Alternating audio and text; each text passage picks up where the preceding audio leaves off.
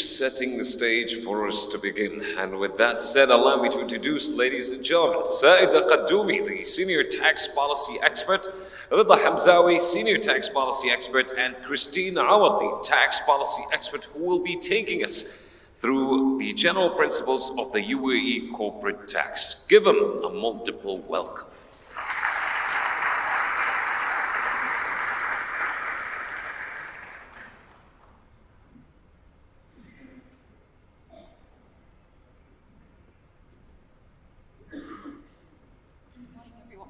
Good morning, everyone. Thank you all for coming. Christine, Rida, and I are dividing the slides between us, so we'll move from one person to another so that you have a bit of entertainment instead of listening to one person for 2 hours, which gets a bit, I think, too much if you're talking about tax for 2 hours or listening to tax. So the contents that we're going to discuss today. We're first going to take you through an introduction to corporate tax, discuss the basic elements of the corporate tax law, determination of taxable income, exemptions, free zones, tax loss relief, business restructuring relief, tax group provisions, as well as taxable person compliance requirements. And then we're going finally to discuss the questions that you sent to us, and we're going to answer these.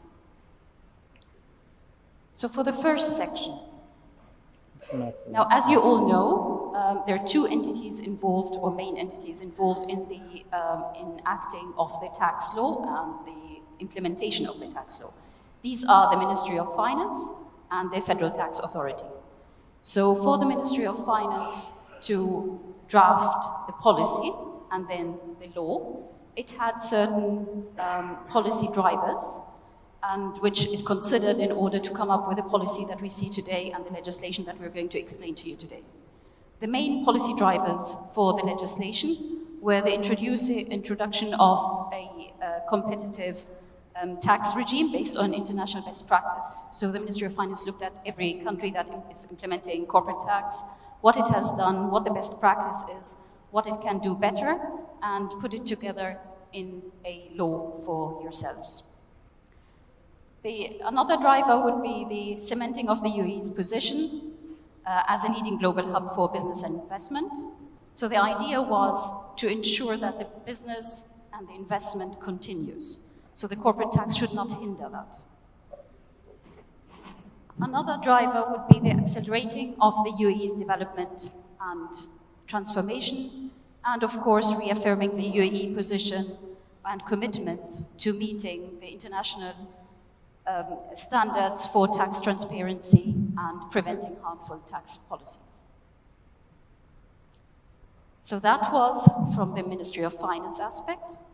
And then we have the Federal Tax Authority, which is the implementing body of the taxes. So we do not write the legislation, that's part of the ministry's mandate. We are the party that is implementing. Our mandate is in our establishment law, Law number 13 of 2016, which has about 20 items, but we can summarize these in three main topics, which are the administration, the collection, and the enforcement of taxes. So when we say administration of taxes includes receiving your registration applications and registering you, receiving returns, and so on. A collection body, we have to collect the taxes from you. We also do refunds, but it's part of the collections. And the enforcement is part of making sure that you're complying with the taxes. So we have to audit, we have to make sure that the payment is received. In order to collect and to enforce and to administer, we also provide support. So one of our major components is the supporting of tax compliance. So we provide guidance. If you go to our website, there are guides for different topics on VAT and excise tax. However, for corporate tax, we're still preparing these guides as and when the legislation is issued. As you know, there have been lots of implementing decisions, and these are still being issued, so we will be issuing the guides shortly. Has anyone been to our website? Hands up if you have. Good. So you know where the guides are, where the legislation is, hopefully. So we encourage you over the next few weeks to start looking for the corporate tax guides. We also provide tax technical support. So there's technical support in terms of Emirate tax. If you need any help, you can call our hotline. And if you need any tax technical support because of items that are complex or sophisticated tax queries, then you can submit a clarification request to the FTA, which is now, since the 1st of June, available on Emirate tax. Has anyone submitted clarification requests before? Good. Have you tried Emirate tax? No? Okay. So it's available on Emirate tax. You don't have to fill in the old form. You can just log in, use your username, fill in the form, and then submit your clarification request. Since the 1st of June, as I said, it is on Emirate tax. Clarifications for corporate tax are not yet available. However, we will accept requests from the 1st of August in relation to registration queries only.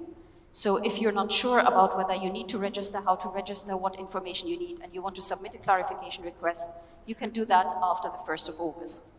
If your clarification request is related to matters other than registration, you can also submit your clarification request from the 1st of September, but only if you are registered.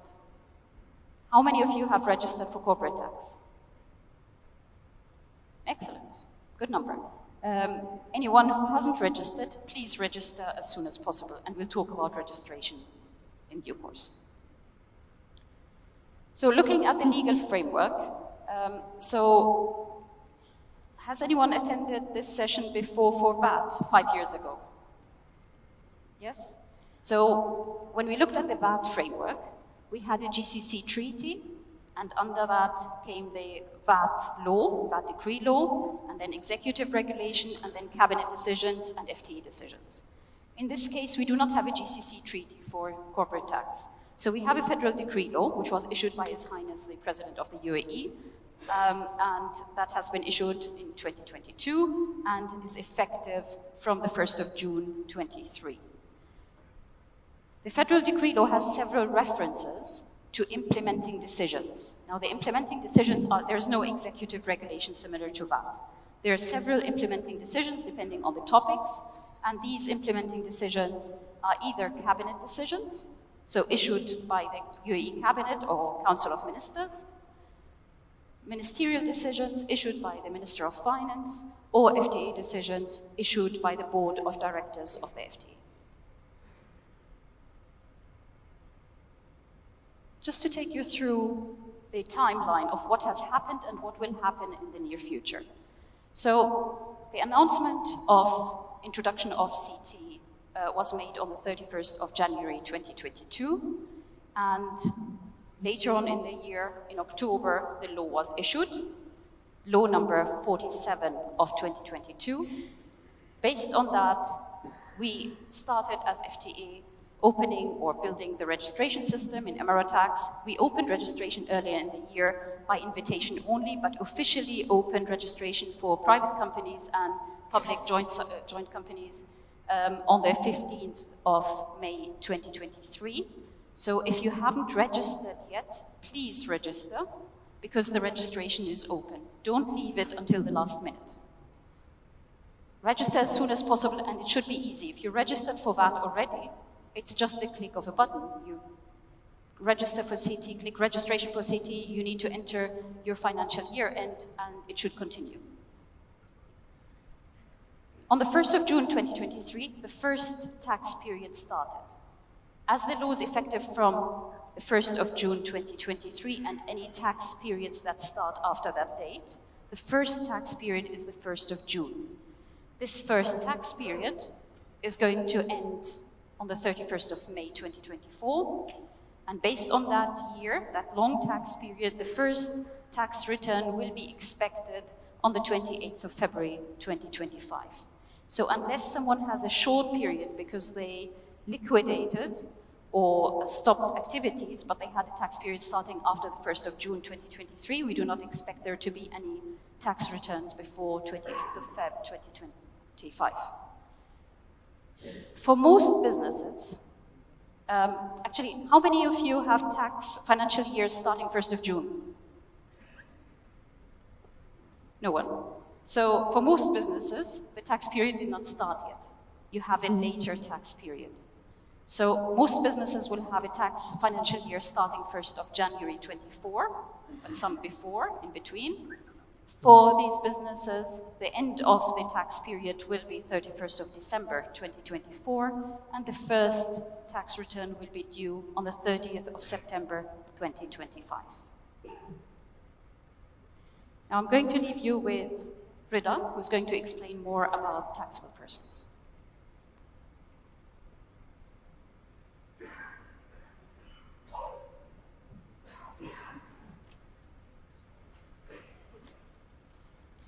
Thank you, Saida. Welcome, everybody, again. So for part 2, I will talk about taxable person, and also talk about the taxable base, what is covered in the taxable base. And then Saida will take you over exempt person, small business relief, corporate tax rate, and the tax period. With respect to taxable person, I think we can say that under the corporate tax law, the taxable person is divided in two main categories.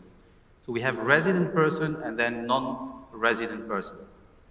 For resident person, we have first natural person, and natural person would be considered as tax resident in the UAE under the corporate tax law if they conduct taxable business or business activities in the UAE. And we will see what does it mean, taxable business or business activities in the UAE. For juridical persons, so basically corporate entities, we have two tests for the residence. The first one is being incorporated, established, or organized or recognized under the law of the UAE, including free zone persons. And free zone persons have been included under Article 11 of the corporate tax law for a very clear purpose, which is to maximize their chances to get access to treaty benefits in order to be considered as tax resident under double taxation agreements. The second test is for entities that are incorporated in a foreign country but effectively managed and controlled in the United Arab Emirates. So basically, if you have a foreign entity that is incorporated, established, or recognized under the law of a foreign jurisdiction, so it derives its legal status from foreign jurisdiction, from the commercial law or the company law of a foreign jurisdiction. But if this entity is effectively managed and controlled in the UAE, is going to be considered as tax resident in the United Arab Emirates, and of course it needs to register and file all the obligation as any other tax resident. The second category, it has to do with non-resident person. And non-resident person, basically, we have non-resident entities, so entities that do not satisfy the residence test, but do have a permanent establishment or a PE in the United Arab Emirates. And then we have entities that have a nexus, so non-resident juridical persons that have a nexus in the UAE, and we will see what is a nexus according to the relevant cabinet decision. The nexus will be an immovable property from which the juridical person, the non-resident juridical person, derives certain income. And then the third category is a non-resident person without a permanent establishment and without a nexus in the UAE. But in that case, the non-resident person will be deriving simply state source income from the United Arab Emirates. If we zoom in on the residence rules with respect to juridical person, so basically, as I said, the first test is to be incorporated under the law of the UAE. So basically, the incorporation should be either under the mainland legislation or the applicable free zone legislation. We have also entities, juridical persons that are created or incorporated based on a specific statute or specific decree, so legal instruments. For foreign incorporated entities, that pass the effective management and control test. Basically, this test needs to be determined based on facts and circumstances. So one of the key elements to pass this test is that the key management and commercial decisions that are relevant and necessary for the conduct of the foreign incorporated entity business are mainly prepared and made in the United Arab Emirates. And in that case, despite the fact that the entity is foreign incorporated, it will be considered as tax resident in the UAE because from economic standpoint, it is closer to the UAE, it is more connected to the UAE. So let's take an example. If we have a parent company that is based in the UAE, incorporated in the UAE, tax resident in the UAE, with a 90% owned foreign subsidiary, so foreign incorporated subsidiary in a foreign jurisdiction. If we assume that all the key management and strategic decisions related to the, the activity of the subsidiary co, these decisions are in substance made in the UAE. If you assume that all the board meetings of the subsidiary co are held in the UAE, that all board members are also resident in the UAE, in that situation, we are very likely moving towards a situation where subsidiary co, despite being incorporated in a foreign jurisdiction, would be considered as resident in the UAE because it passes the effective management and control test. Naturally, the question that would be asked in that situation, if subsidiary co is tax resident in the foreign jurisdiction because it is incorporated there, if it's also tax resident in the UAE because of the effective management and control test, would subsidiary co pay tax in two countries? In that case, double taxation agreement, effective double taxation agreement between the UAE and the foreign jurisdiction, they will play their role, and then we will go to the tiebreaker rules under the double taxation agreement. And the double taxation agreement, they include a provision to solve dual residence situation. Usually, we rely on the place of effective management. So basically, in that situation, depending on the treaty, UAE will win the residence test. Otherwise, in many treaties also, recently we have more treaties where the dual residence situation is solved based on the mutual agreement procedure. So both competent authority will decide and determine where the entity is resident. Now the second situation where we have non-resident entity conducting an activity in the UAE is the permanent establishment. And in this slide, we try to summarize all the provision of Article 14 of the Corporate Tax Law, which are dealing with permanent establishment or PE. So PE, or the permanent establishment, is derived from double taxation agreement, OECD model, UN model, international tax models. We have two key components in the definition of permanent establishment under the Corporate Tax Law, under Article 14. The first one is the fixed place of business situation, and the second one is the agency permanent establishment, where a dependent agent will create a PE for the foreign principal, for the non-resident person on behalf of whom he is conducting an activity in the UAE. So for the fixed place of business, a non-resident company will be considered to have a PE in the UAE if it has a fixed place through which the activity is wholly or partly conducted. We have also a list of examples that are subject to the first test, to the fixed place of business test, and these include a place of management, a branch, an office, a factory, a building site, so for construction activity, if the construction activity would last more than 6 months, and of course, the following element based on the international model will be the activities that are considered as excluded activity, and we refer to this as the negative list. So basically, some activities will be considered as preparatory and auxiliary activity, and then these activities, they will not create a permanent establishment for the non-resident person in the UAE. And one of the key elements of this definition is the delivery. The delivery when it takes place for the clients of the non-resident.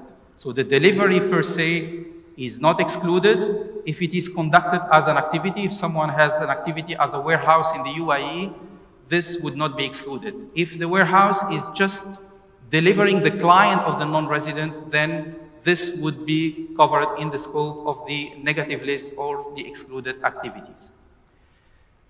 And then the last element is situations where we would have a natural person that is stuck in the UAE for exceptional circumstances, and then due to these exceptional circumstances, the person might have a permanent establishment, might create a permanent establishment for his employer, but in that case, the corporate tax legislation, the policymaker tried to cater for this situation to avoid having a taxable presence for the non-resident person in the UAE. An example is the COVID situation.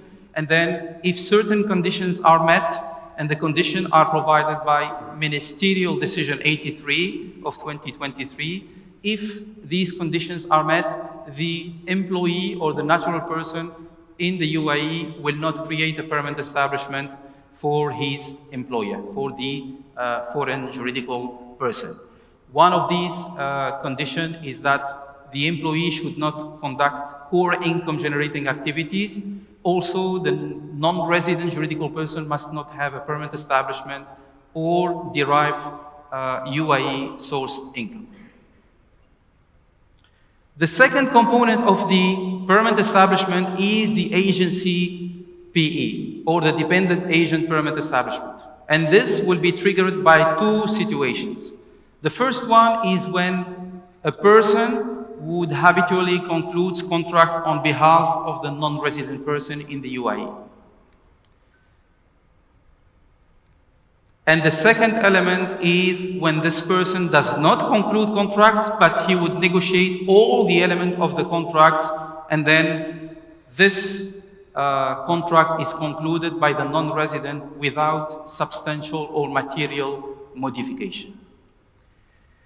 One slight comment about the dependent agent. The person who is considered as a dependent agent is not required to be tax resident in the UAE. So we could have a person that is present in the region, for example, the GCC region, and then this person will act as an agent for the non-resident company across a certain number of countries, GCC countries in this situation.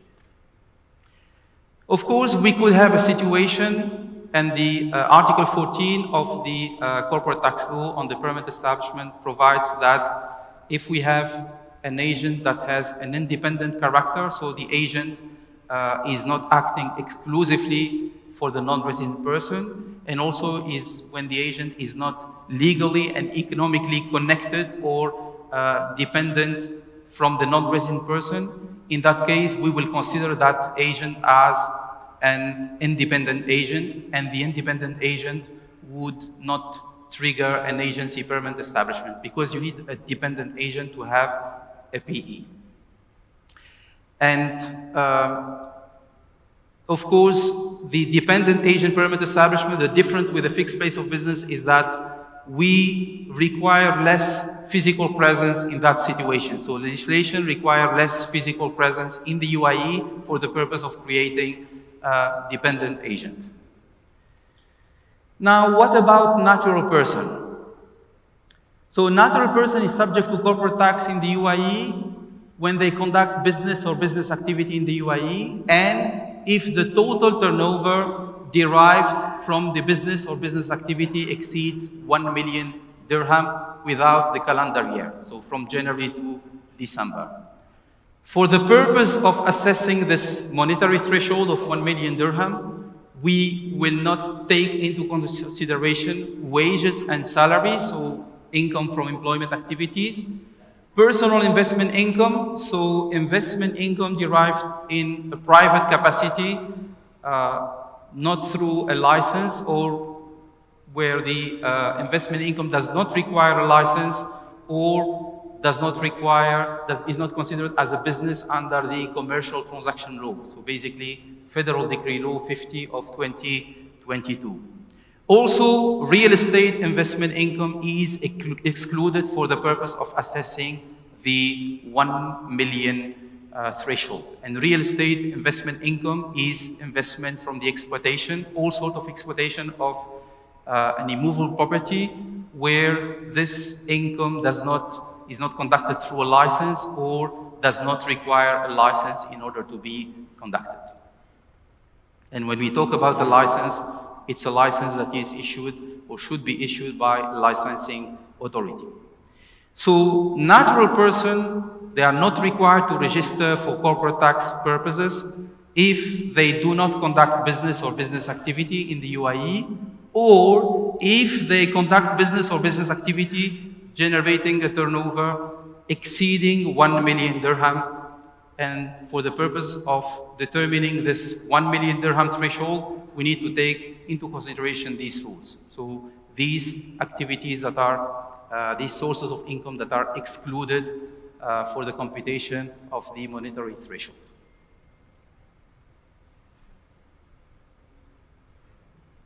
What is the basis of taxation of resident taxable person in the UAE? So for natural person, it's all the income that is attributable to the activity of the natural person from his activity in the UAE, and also taxable income derived outside the UAE as far as this income is connected or related to the business or business activity in the UAE. For juridical person is basically the worldwide income. So income from the UAE and income from outside the UAE.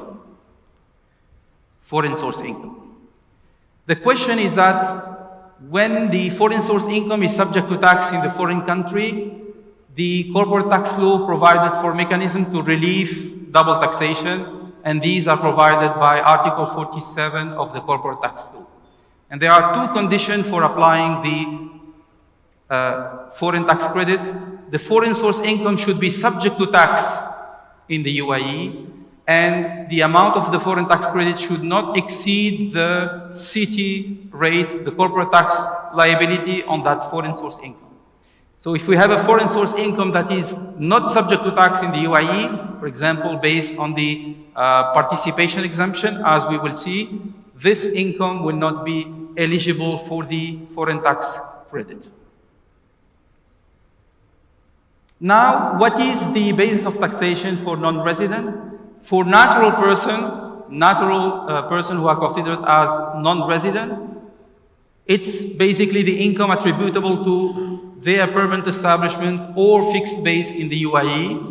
And if they do not have a taxable presence in the UAE in the form of a permanent establishment, it will be the state source income. And in that case, the withholding tax rate will be applicable. And now the withholding tax rate is 0%. For juridical person, non-resident juridical person, it's basically all the income that is attributable to their permanent establishment in the UAE, or the income attributable to their nexus in the UAE if they have immovable property from which they derive income from that immovable property based in the UAE.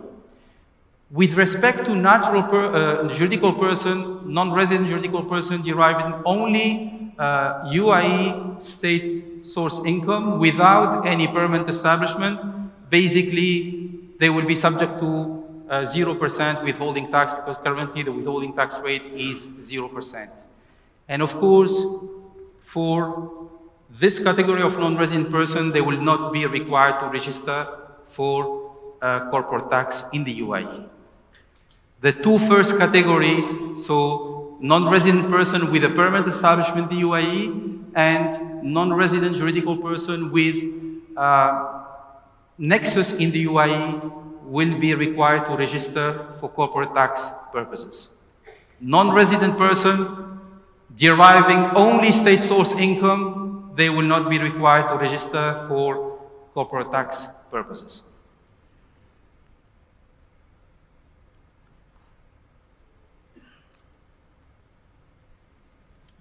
Thank you. I hand over to Saida to talk to you about exempt person.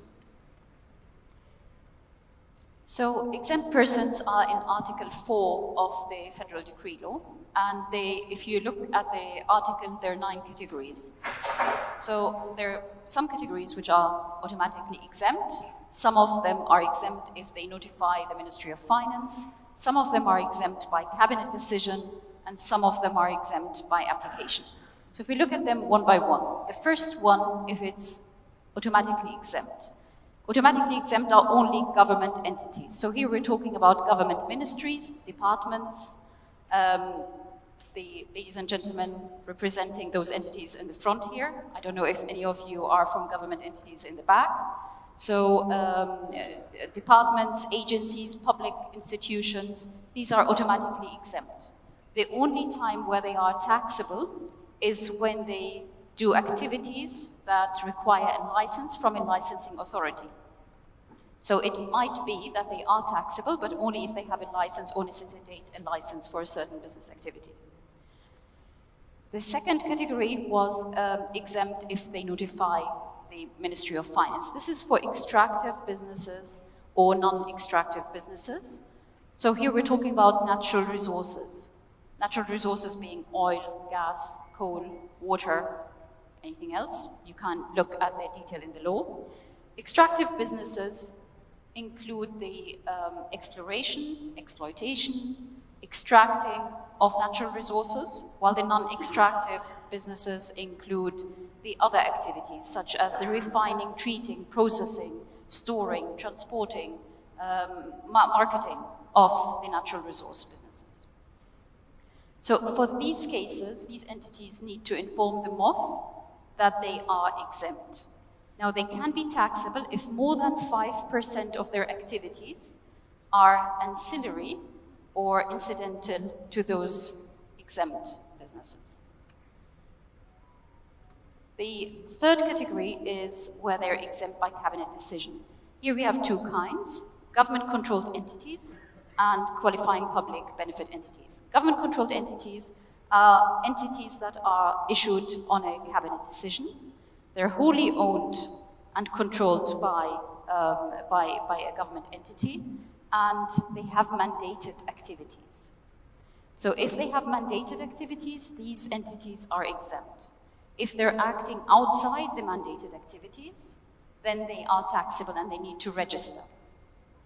Now, looking at the first 3 categories, so the government entities, the extractive businesses and non-extractive businesses, and the government-controlled entities, these categories do not need to register for tax unless they are taxable.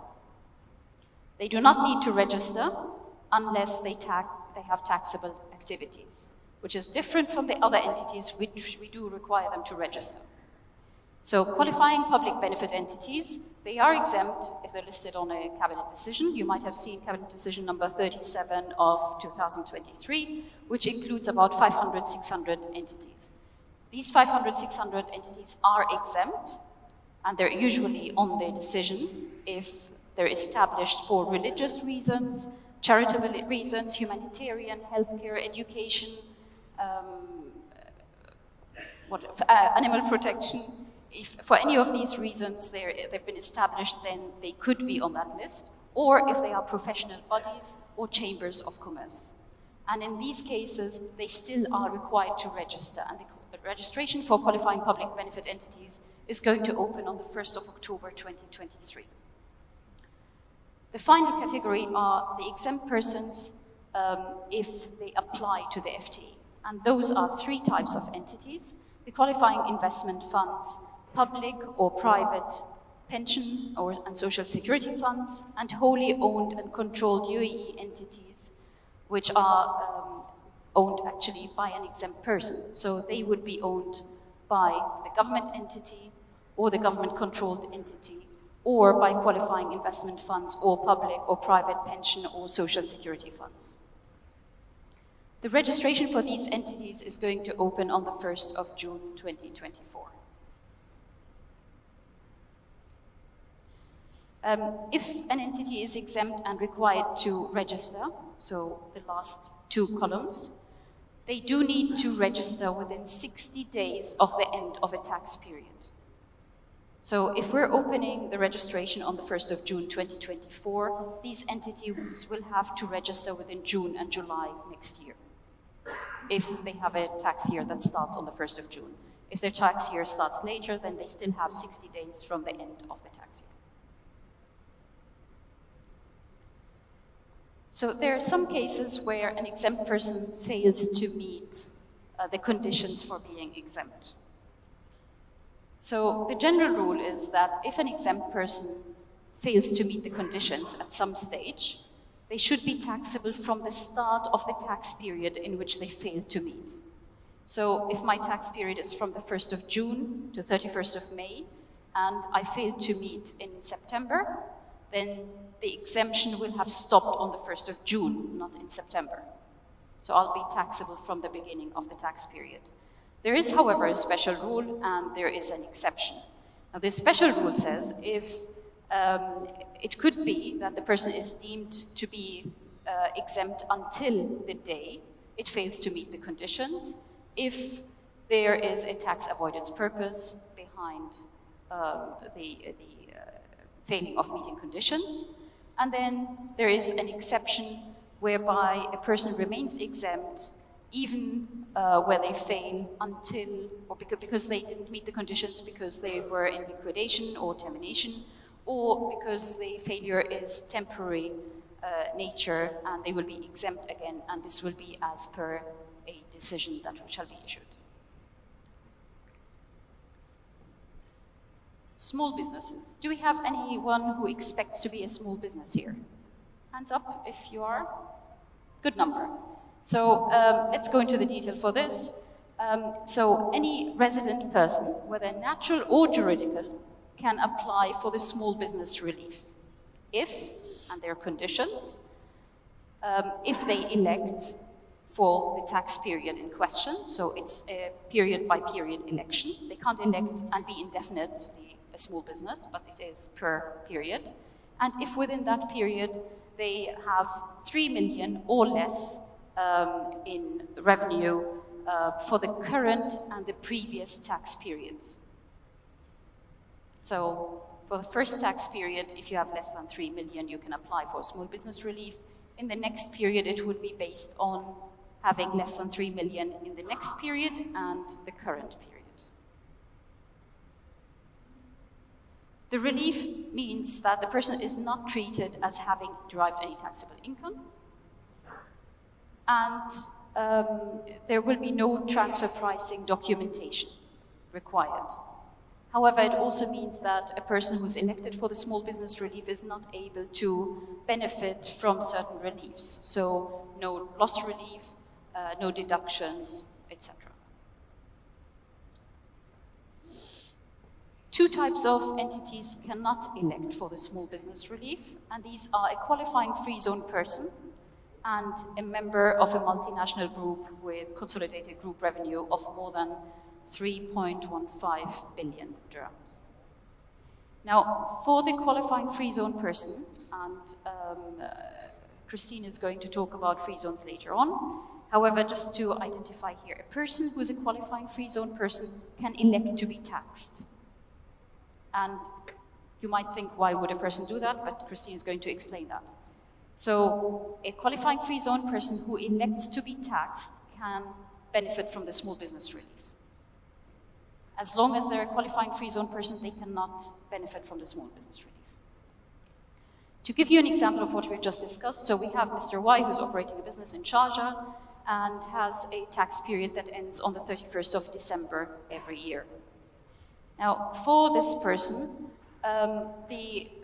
in the tax year ending 31st of December 2006, the person had derived a revenue of 1.9 million. However, in the tax period before, in 2025, he had derived a revenue of 4.3 million. Considering that in a previous tax period he had exceeded the 3 million revenue, that person cannot elect for the small business relief in 2026. So the election of the small business revenue is always based on the current period as well as previous tax periods.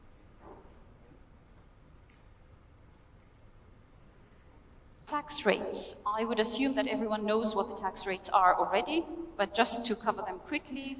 So the tax rates for natural persons and juridical persons, 0 and 9%.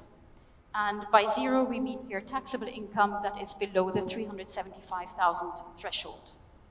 Anything above 375 will be subject to 9%. This is a bit different than the VAT. So for VAT, we always said if you have below 375,000, you do not need to register. Here, you still need to register if your taxable income is below 375,000. The only difference is you do not pay on the first 375,000, you do not pay the tax, but you pay on the taxable income after 375,000. Qualifying free zone persons will pay 0% on qualifying income, all their qualifying income. They will pay 9% on all their non-qualifying income. So there's no threshold for qualifying free zone persons. Non-residents with a PE or nexus in the UAE are treated similar to natural and juridical resident persons. So on a taxable income up to 375,000, they do not pay or pay 0%. Above 375,000, they pay 9%. Finally, non-residents deriving UAE-sourced income will have a withholding tax of 0% on UAE-sourced income not attributable to a PE in the UAE. And if you want any more information about this, you'll find it in Article 45 of the Corporate Tax Law. Looking at tax periods. So a taxable person is required to submit a file a return annually or based on a tax period. And for each tax period, we need to look at how long that is. So in most cases, it would be equivalent to the financial year of 12 months. We'd say usually it would be the Gregorian calendar year, so 1st of January to 31st of December, unless the person has a different financial year, in which case they can tell us what the financial year is, and that will be equivalent to the tax period. In some cases, a taxable person may elect to the FTA for a different tax period. So for example, if a person is changing their tax period, you might end up with 17 months instead of 12. 17 months is okay, but you need to apply to the FTA to change your tax period and have a 17 months tax period. However, it can only be up to 18 or a short tax period between 6 and 12. You cannot have 3 months tax period. So if you end up, for example, with 21, you'll have to divide it to 12 and 9.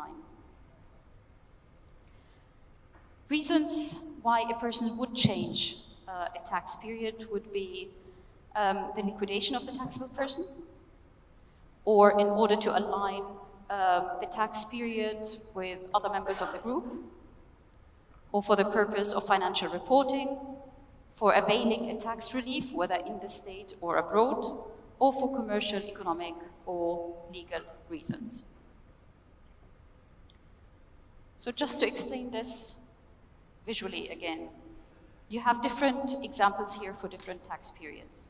So where an entity has a 1 June financial year, the first tax period after the implementation of tax is 1st of June to 31st of May 2024, and in that case the return is due on the 28th of February 2025. For entities or natural persons who do not have a financial year that starts on the 1st of June, we look at the 1st of January 2024, for example, but it could be October, it could be September, depending on when your financial year is. So if we have a tax year, a financial year that starts on the 1st of January 2024, it ends 31st of December 2024, that means the person is not taxable on any amounts before 1st of January 2024. The first tax return would be on the 30th of September 2025. And finally, for any entity who did not have a tax period before the 1st of April, for example, 2024, they will not be taxed until that date, and the first tax period would be ending on 31st of March 2025, and the first filing would be on the 31st of December 2025. I'm going to ask Christine now to explain more about determination of taxable income. Thank you very much. Hello, good afternoon, everyone. Or good morning, sorry. I am going to go over the calculation of taxable income, which I think is something that's very relevant for a lot of the accountants in the room. So, the starting point for calculating your taxable income is the accounting and net profit and loss. Those accounting net profit and loss needs to be calculated in accordance with the applicable accounting standards. So for corporate tax purposes, the applicable accounting standards is the International Financial Reporting Standards, or IFRS. Now, all taxable persons are required to apply IFRS, but there is one exception, and that exception is if your taxable income is less than 50 million dirhams. In that case, you can apply the IFRS standards for small and medium enterprises. Now, all taxable persons are also required to prepare financial statements, and those financial statements need to be prepared using the accrual basis of accounting. There is an exception for applying the accrual basis of accounting, so you can use the cash basis of accounting, but that only applies in two scenarios. So the first scenario is where you generate income of less than 3 million dirhams, and so in that situation you can use the cash basis of accounting. And the other scenario is where you're facing exceptional circumstances. So in that situation there, you need to apply to the FTA and get approval to use the cash basis of accounting. And so those people who prepare their financial statements using the accruals basis of accounting, there is also the option to elect to use the realisation basis when it comes to accounting for the gains and losses. So you have the option of making an election to account for all gains and losses on a realisation basis. Okay, so here's something that I think a lot of the accountants will be taking a lot of photos of, but this is essentially a snapshot of what you need to be able to produce to tell whoever you need to, this is the tax that's due. So, as I said before, the starting point for calculating your your taxable income is your accounting net profit and loss. Following that, we make certain adjustments for certain items. So the key ones are exempt income. So Rita will be going over that in a little bit, but that relates to any dividends or profit distributions that are made. Any expenses that relate to making the exempt income is also non-deductible, so you need to add that back to your accounting, net profit or loss. There's also any unrealised gains or losses, so if you've made the election to account for gains and losses on the realisation basis, here you have to add back your unrealised gains and losses. The corporate tax law also provides a specific list of non-deductible expenses, so here is where you also add back the non-deductible expenses. So you've got disallowed net interest expenditure, and I'll go into that a little bit later, but that's capped at 30% of your adjusted EBITDA, or your earnings before interest, tax, depreciation and amortisation, and then any other specific non-deductible interest expenditure. You also have to add back, so your entertainment expenses, which are capped at 50%, any penalties or fines or any other non-qualifying deductions or donations made, as well as any other non-deductible expenditure.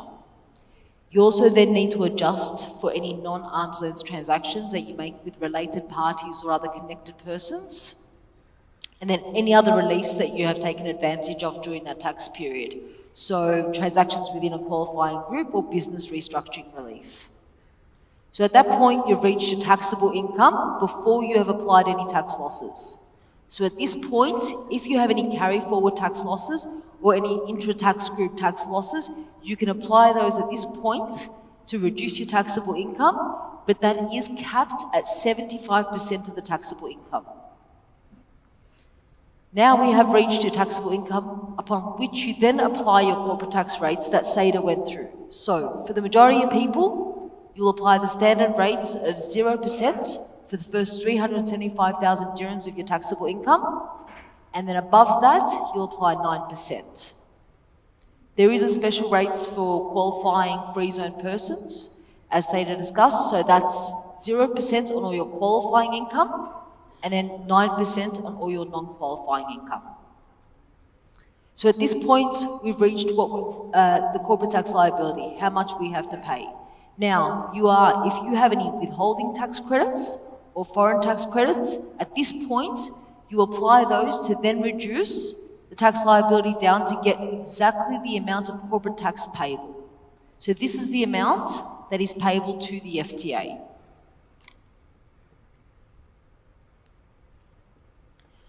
Okay, so when you're working out your accounting net profit and loss, you've got all these expenses that you work out and make deductions for.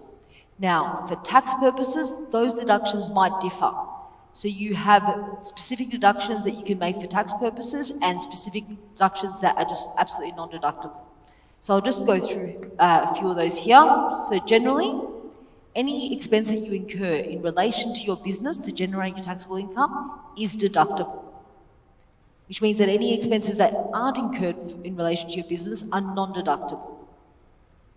Where you incur an expense for multiple purposes, you then sort of have to apply an apportionment or appropriate methodology to work out what is the amount of the expense that relates to generating your taxable income, and that is what is deductible.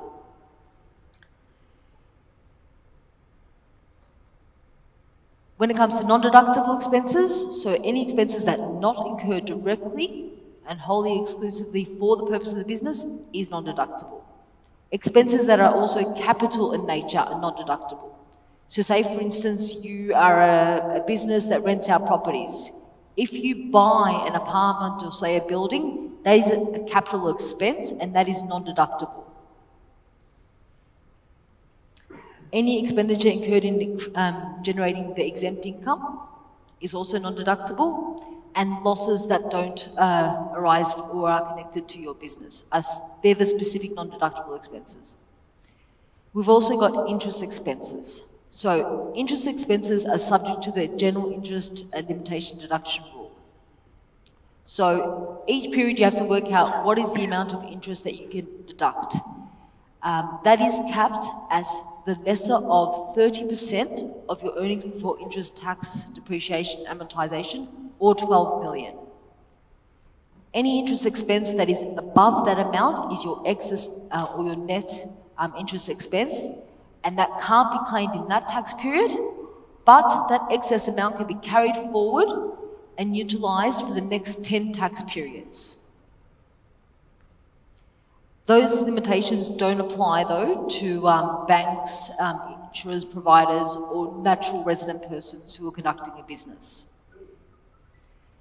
Entertainment expenses. So here's something that accountants will have to make sure that they do differently for VAT, and there are a few things that will be different for VAT and then for CT.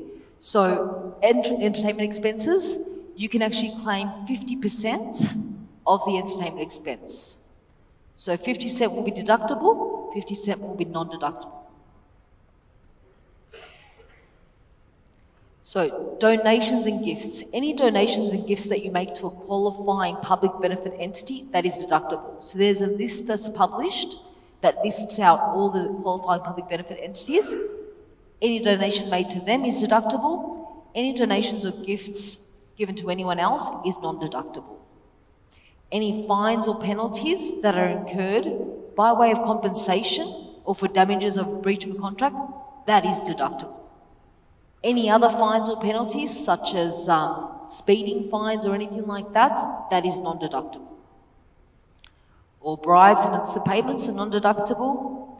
Any dividends, so we will go into this a little bit further, but dividends and other profit distributions paid to owners of the business or amounts withdrawn by natural persons, they are non-deductible. Also, corporate tax paid is non-deductible, and any input VAT that you actually have recovered is non-deductible. But where you were not allowed to recover the input VAT, so it was a blocked input VAT recovery, you actually can deduct that for corporate tax purposes. That's it. I'll pass back now to Rita. We'll go on with the exemptions.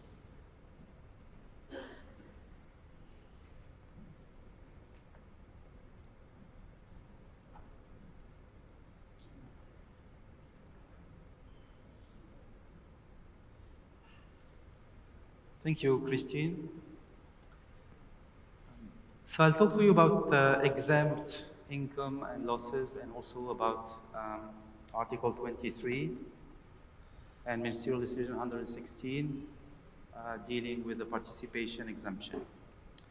It's maximum. So we have several categories of exempt income that are provided by Article 22 of the Corporate Tax Law. First of all, we have dividends and other profits distribution. And I think, of course, the exempt income is very relevant for the corporate taxpayer. The dividend and other profit distribution, basically from resident companies, they will be always exempt irrespective of any condition. As far as a dividend is paid by a resident company to another resident company, the exemption will be applicable. Then, for dividends received from a foreign juridical person, a foreign subsidiary, the dividends will be exempt if they meet certain requirements, namely the requirement under the participation exemption rules, which are provided by Article 23. So in addition to dividends and other profit distribution, we have also other types of income that are also exempt from corporate tax, and these include capital gains and losses, foreign exchange gains and losses, and impairments, gains and losses. And these will be exempt always, subject to meeting the participation exemption rule provided by Article 23. We have also income from the operating of international air transport and international shipping. This exemption is subject to reciprocity. So basically, a UAE-based foreign company will operating, in international shipping and international air transport will be exempt in the UAE if that foreign country will grant the same exemption to a UAE-based company operating in the same kind of activity. And the last item provided by Article 22 is the foreign permanent establishment exemption. We saw the rules on when a non-resident person will have a permanent establishment in the UAE. And vice versa, a UAE-based person, a UAE juridical person or natural person could also have a permanent establishment in a foreign country. And then this exemption for the foreign PEs, it should be applicable on election basis, and the election should cover all the foreign PEs that are eligible and that meet the requirement for the foreign PE exemption. The requirement for the foreign permanent establishment exemption are provided by Article 24 of the Corporate Tax Law. And of course, all the expenses that are incurred for the purpose of realizing an exempt income, they would be, considered as non-deductible expenses. I think Christine talked about non-deductible expenses.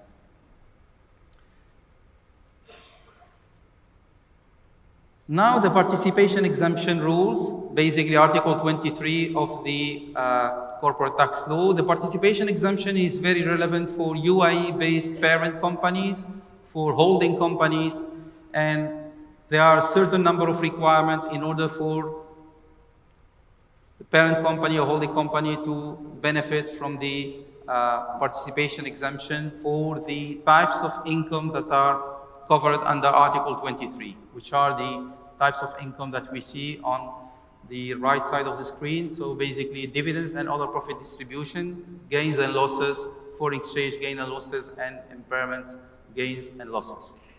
The requirement, basically, the key requirement, because there are additional requirements, we'll talk about them later. So the first one is that the parent company should have at least 5% or greater ownership interest in the subsidiary or in the participating interest.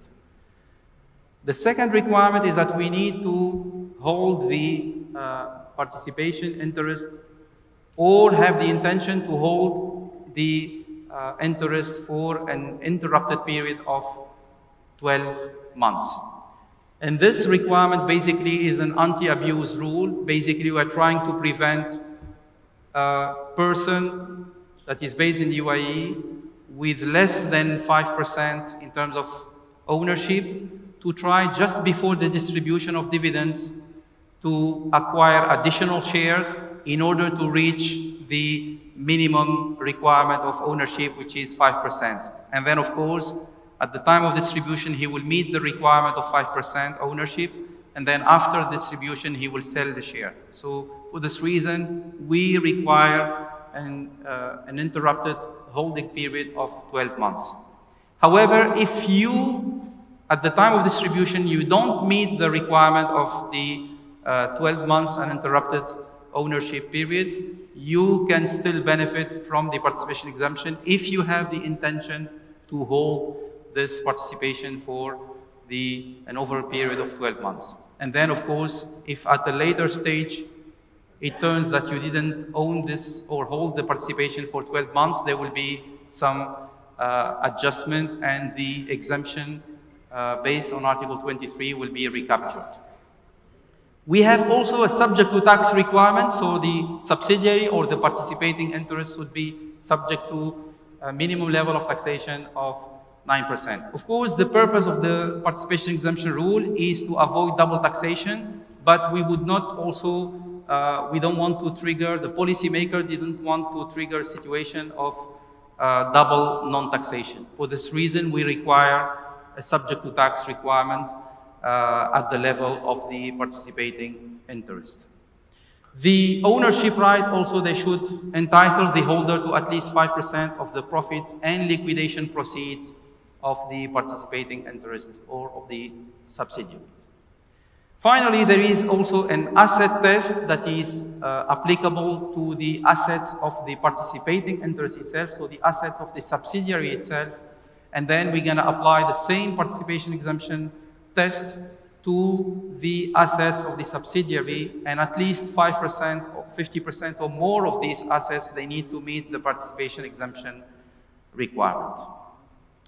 As a flexibility by the legislator, we can also, in instances where we don't have a 5%, but we have a historical cost of acquisition of the shares or capital of at least 4 million dirham, we can also claim the participation exemption rule. And then, of course, there are other conditions that are provided by Article 23 and also by the Ministerial Decision 116. What are ownership rights for the participation exemption rule? Basically, we have ordinary shares are considered. We have also preferred shares. Preferred shares are shares that usually provide you with a priority in terms of access to the profit distribution and to dividends. We have redeemable shares. These are shares that are issued for a certain period of time with the intention to be repurchased or redeemed or bought back by the issuer. We have membership and partners' interest. We have also other types of securities and capital contribution, and also Islamic financial instrument if they are considered as equity instrument by the Organization for Islamic Financial Institution. So all these instruments, they would be considered for the purpose of assessing whether we have the 5% ownership interest or not.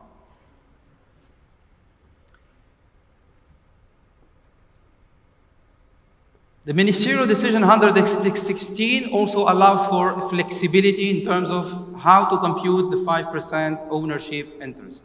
So basically, the Ministerial Decision allows for the aggregation of the ownership interest for the purpose of assessing whether you are meeting the 5% ownership or not.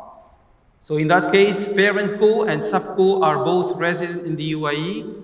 Each entity, parent co and subco, the first one owns 4%, the second one owns 3% in participation co, which is resident in a foreign country. In that situation, on a standalone basis, each entity would not qualify under the 5% ownership test. But because parent co and subco are member of the same qualifying group, and we will see the requirement later on of what is a qualifying group, we would be allowed to aggregate the ownership right between parent co and subco.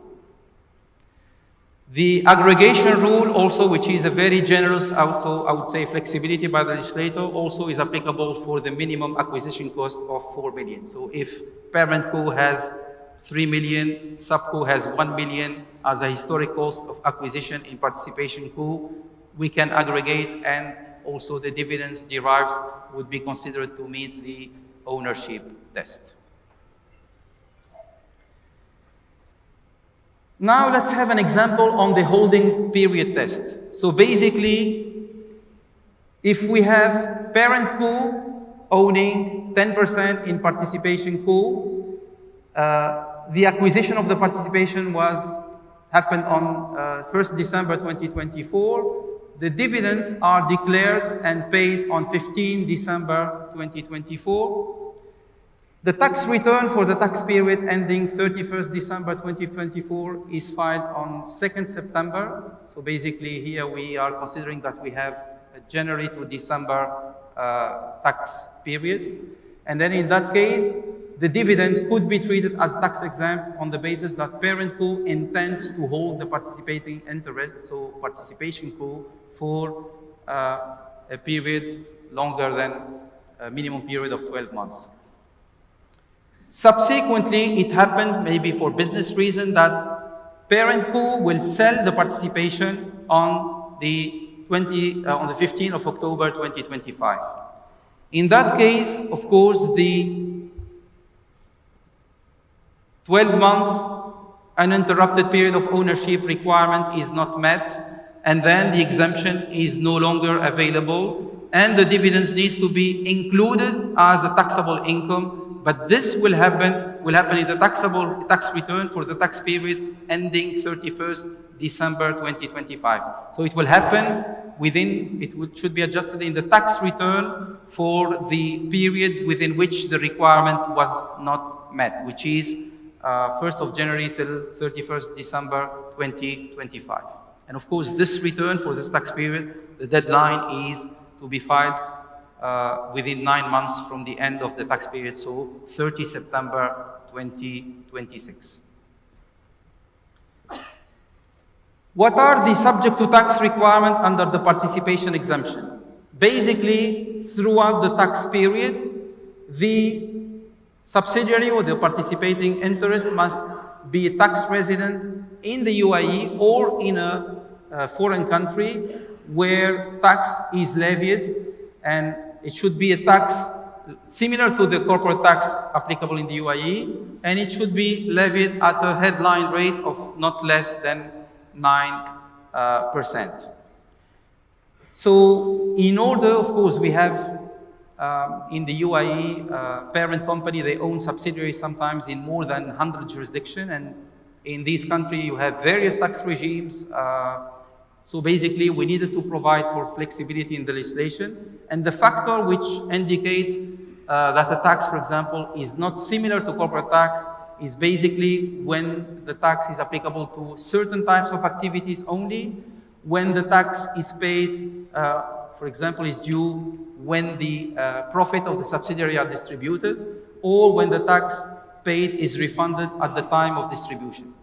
These are elements that would suggest that the tax levied at the level of the subsidiary is not similar to CT. element or factor that are not relevant for the assessment of the subject to tax requirement, differences in deduction and relief. This is happening across all the countries. All the countries, they have different rules for deductibility and providing relief. Lower tax rate that are applicable to certain income brackets. So if the foreign country apply progressive taxation, some targeted tax incentives, and the application of alternative tax on income or profit. Some countries, they have, for example, exceptional contribution, solidarity contribution. It's similar to corporate tax, but they label it in a different way. Of course, we need to take into consideration the situation of certain entities that are based in the UAE. So basically, qualifying free zone person as an exception will be considered to meet the subject to tax requirement.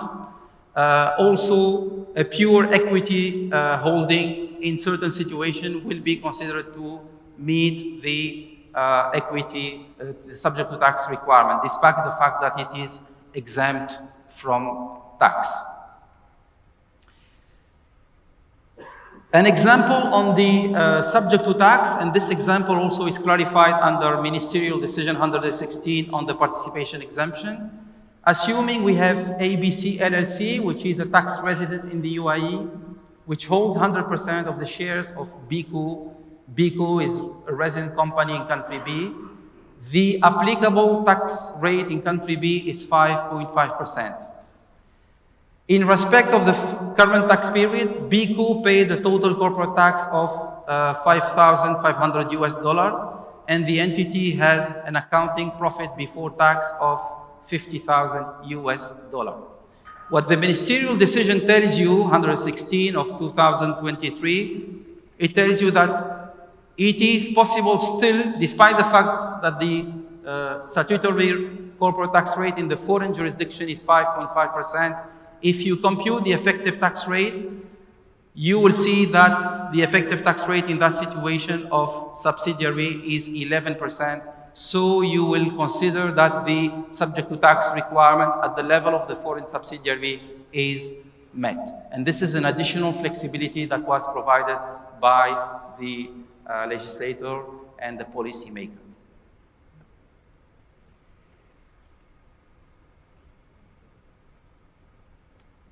So this is just to clarify that in a pure domestic situation, if we have a parent company, a participation co that are resident in the UAE, if we have a dividend that is paid by participation co to parent co, because both of them are tax resident in the UAE, we have an exemption without the need to meet any condition, including the participation exemption condition.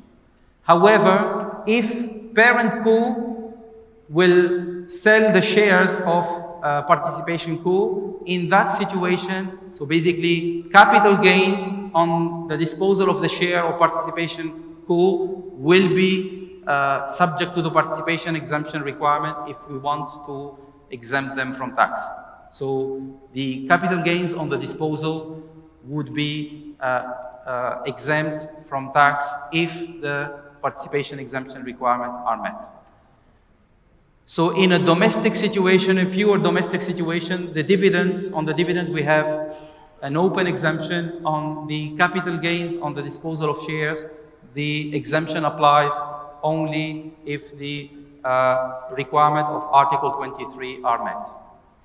In a cross-border scenario or cross-border situation, the participation exemption requirement will be always I think applicable whether it is for dividends paid by participation co or for capital gains on the disposal of the shares of participation co.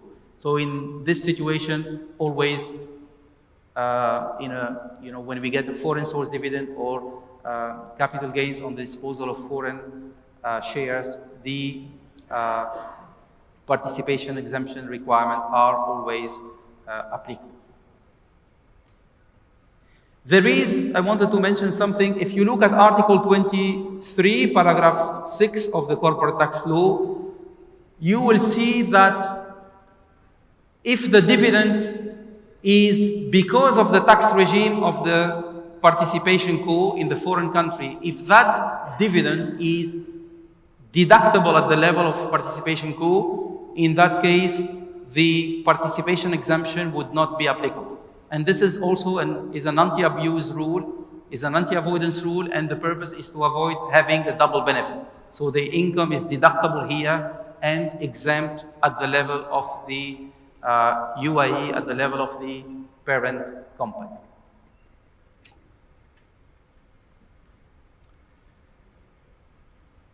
And thank you for your attention.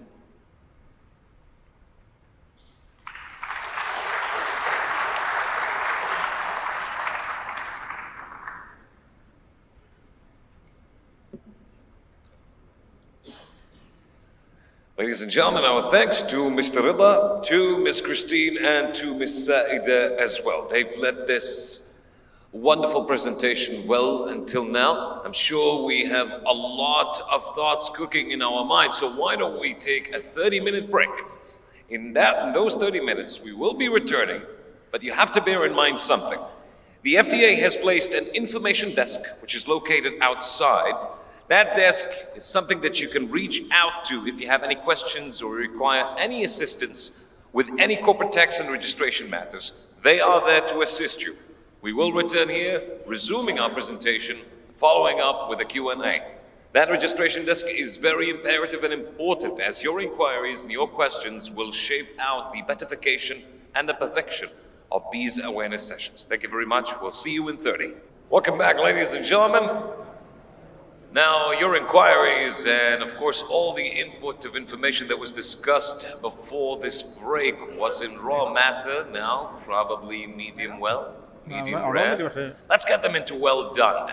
With the continuation of the upcoming presentation, ladies and gentlemen, we move on to this second part as we re-invite one more time and welcome Saida Qadoumi, the Senior Tax Policy Expert, Rida Hamzawi, Tax Policy Senior Expert, and Christine Awad, the Tax Policy Expert, who will continue the presentation of the general principles of taxation and corporations and businesses. Give them a welcome one more time.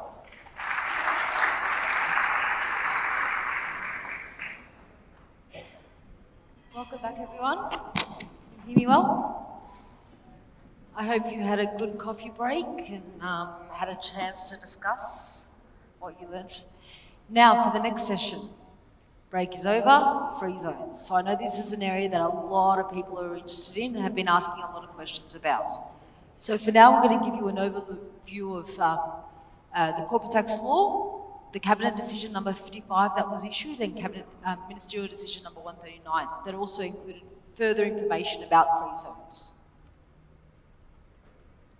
Okay, so because of the importance of free zones in the UAE and how significant they are to the economy here, special rules have been devised for free zones. So there's a special corporate tax regime, but it's crucial for you to understand if that applies to you. So there's very key terms and concepts that I'll explain now to help you identify whether or not you fall within the free zone corporate tax regime.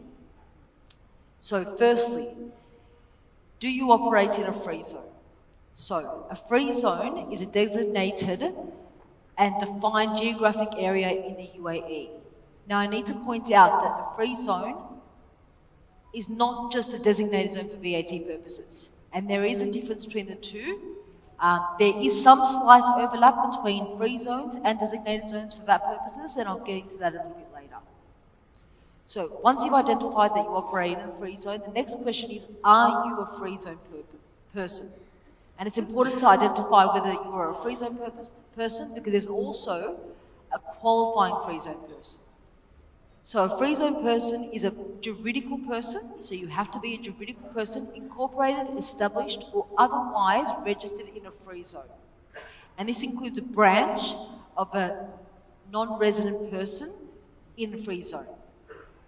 So just to note here, because you have to be a juridical person, it doesn't apply to natural persons, sole establishments, and unincorporated partnerships.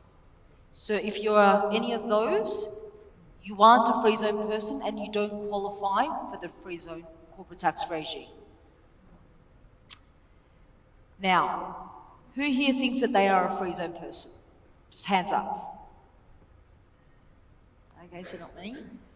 The next step then for you to do is work out whether or not you are a qualifying free zone person. So there's a few key criteria and conditions that you have to meet in order to be a qualifying free zone person.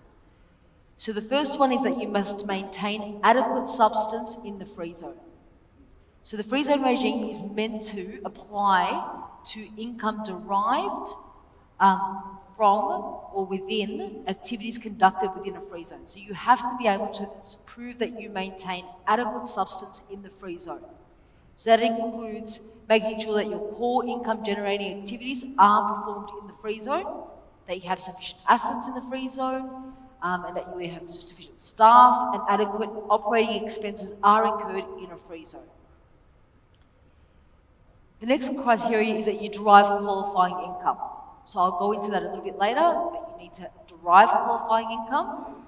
You also must comply with transfer pricing rules and maintain transfer pricing documentation for all related party transactions. Seda alluded to this earlier, but you must also have not made the election to be subject to corporate tax at the standard rate of 9%, and I'll go into that as well. You must prepare audited financial statements. And finally, you must also meet the de minimis requirements. Now we've worked out if you're a qualifying free zone person, the next thing that you need to do is work out if your income is qualifying income or not. So essentially what you need to do is categorize the types of income that you earn by looking also at who is the beneficial recipient of your services or the supplies that you're making. So qualifying income, firstly, is income derived from other free zone persons, as long as it's not an excluded activity. Any transactions with other free zone persons, and not necessarily qualifying free zone persons, but any free zone person, is qualifying income, as long as it's not an excluded activity. Income derived from transactions with any other person, so that's natural persons, mainland entities, foreign entities, are qualifying as long as it's in respect of a qualifying activity. That's not an excluded activity. So I'll go into all these terms in a bit. And then finally, other non-qualifying income that's incidental or where you meet the de minimis test is also qualifying income.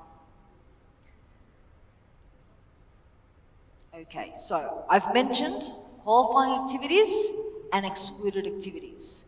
So here is where you actually need to go through all the types of income that you generate and try to put them in a bucket, essentially. So what's a qualifying activity? So the ministerial decision, cabinet decision, provides certain activities. If you fall within those activities, then that's a qualifying activity. So first, it's manufacturing and processing of goods and materials. So that function has to be performed in the free zone. So that suggests it's a capital intensive activity that's performed in the free zone. Holding of shares in other securities, ownership, management and operation of ships, reinsurance, fund management services, wealth and investment management services that are subject to regulatory oversight. So those services, if performed in the free zone, are qualifying activities. Headquarter and treasury and financing activities that are provided to related parties, financing and leasing of aircraft, including engines and road equipment and spare parts and things like that. Distribution of goods. So I mentioned before that designated zones is only relevant for one of the activities. This is the activity. So if you are distributing goods or materials from a designated zone, so in or from a designated zone, and designated zone is the same as what's considered to be a designated zone for VAT purposes. So if you are distributing goods from a designated zone to another person who is going to resell or use those goods for something that's going to be resold, then that's qualifying income. So if it's not from a designated zone, so say for instance if you're distributing goods from a free zone that's not a designated zone, it doesn't qualify as a qualifying activity here. And then separately, logistics services. So logistics services is different to distribution services because essentially with logistics services, you don't own the title of the goods. So essentially, you're just transporting the goods from one place to another. So it's slightly different from distribution of goods, and the reason why I'm making this distinction is because you can provide logistics services in any free zone. It doesn't have to be just in a designated zone. And then finally, any activities that are ancillary to the qualifying activities. So just a minor activity that's very similar and needed for the ones mentioned just above. So those are the qualifying activities. Now we go on to the excluded activities. So what's an excluded activity? Essentially, it's any transaction with natural persons except for certain types of qualifying activities. And I'll go into that in a little bit. Any banking activities and certain insurance and finance and leasing activities subject to regulatory oversight. So the key thing here is just trying to align the treatment of these activities to the mainland treatment. Ownership or exploitation of immovable property other than commercial property located in a free zone where the transaction is in respect of such commercial property and is conducted with other free zone persons. And then ownership or exploitation of intellectual property assets, and that's because essentially you can't sort of leave it within a free zone itself. And then ancillary activities in relation to the ones above. Okay, so I've explained quite a few concepts here, and hopefully what this does is sort of helps you piece together what it is. Because once you identify that you are a free zone person, that you're a qualifying free zone person, you then need to look at who you're conducting business with. So essentially, here are the three types of qualifying income or categories. So the first one on the left is income derived from transactions with free zones. So clearly here you can see any activity that you conduct with another free zone person, as long as it's not an excluded activity, that is a qualifying income. Then, if you're performing transactions with anyone else, so not necessarily a free zone person, you could be a mainland entity or a foreign company, as long as you're supplying qualifying activities, so that first list that we went through, if it's a qualifying activity, that is qualifying income, regardless if it's with a mainland or a foreign company. And then finally, if you are conducting a transaction with a natural person, so a natural person is the final consumer here, if it is in respect of these specific qualifying activities, then it will also be qualifying income. So if it's shipping, fund management, investment and wealth management, aviation, financing and leasing, if it's one of those activities, you can conduct that with an individual, a mainland entity, a foreign entity, and it will all be qualifying income. And then finally, any incidental or minor income that you have earned from non-qualifying activities that meets the de minimis test will also be qualifying income. So I've mentioned the de minimis test quite a few times now. What is the de minimis test? The de minimis test essentially means that if your income from non-qualifying activities is less than 5% of your total revenue, or less than 5 million, then that income will also be treated as qualifying income. So if you meet the de minimis test, you can then treat all the income as qualifying income. But I'll just point out here that if you do not meet the de minimis test, then you actually do need to treat all your income as non-qualifying activity income, which will be subject to the 9%. Okay. So here's actually just a quick summary for anyone who wants to take a photo of the different types of qualifying activities and whether or not it is qualifying income depending on who you are transacting with. So I'll let you take a quick photo before I skip over. And it sort of just helps you map out if you're supplying certain things to certain people, what is the treatment of it. Okay, so what's the point of being a qualifying free zone person? What's the benefits that you receive? So the main thing is that you pay 0% corporate tax on all qualifying income. If it's not qualifying income, you will pay 9% tax on that. So that includes income attributable to a domestic or foreign permanent establishment that you have, income derived from certain transactions in relation to immovable property that's located in the free zone, And if you fail to meet any of the conditions of you being a qualifying free zone person, you actually will then pay 9%. And just to note here as well, that if you fail to meet any of the conditions of being a qualifying free zone person, you will cease to be a qualifying free zone person from that tax period, as well as the subsequent 4 tax periods. Okay, now we've mentioned the election to be subject to corporate tax. Why would you want to be subject to corporate tax at the normal rates? It's because of the fact, and Seda mentioned it, but also qualifying free zone persons are not eligible for certain reliefs or provisions in the corporate tax law. So, if you want to benefit from small business relief, you can't be a qualifying free zone person. Transfers within a qualifying group, business restructuring relief, transfer of tax losses, and also if you want to be a member of a tax group. All those reliefs under the corporate tax law, if you are a qualifying free zone person, you can't benefit from those. So, for that reason, you may actually make the election to be subject to corporate tax at 9% in order to benefit from those. And at that point as well, you'll also be able to claim the tax-free band essentially of the first $375,000 of taxable income, which will also then be subject to 0%. If you do make that election, then that election takes effect from that current tax period as well as the subsequent 4 tax periods. Now, there are also some administration requirements that impact qualifying free zone persons. So again, if you want to be a qualifying free zone person, you have to register and you also have to file tax returns.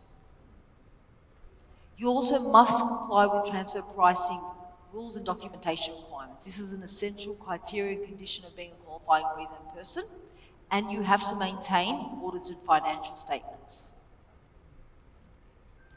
Okay, so a lot of information there. What I'll do is I'll just go through an example now of how all that comes together. So we've got a company, ABC. It's established in JAFSA and it maintains adequate substance in JAFSA. It's got staff, it's got a factory, it's got sufficient expenses that are being incurred. It also maintains transfer pricing documentation and has audited financial statements. So it qualifies as a qualifying free zone person. It also didn't elect to be subject to corporate tax at 9%.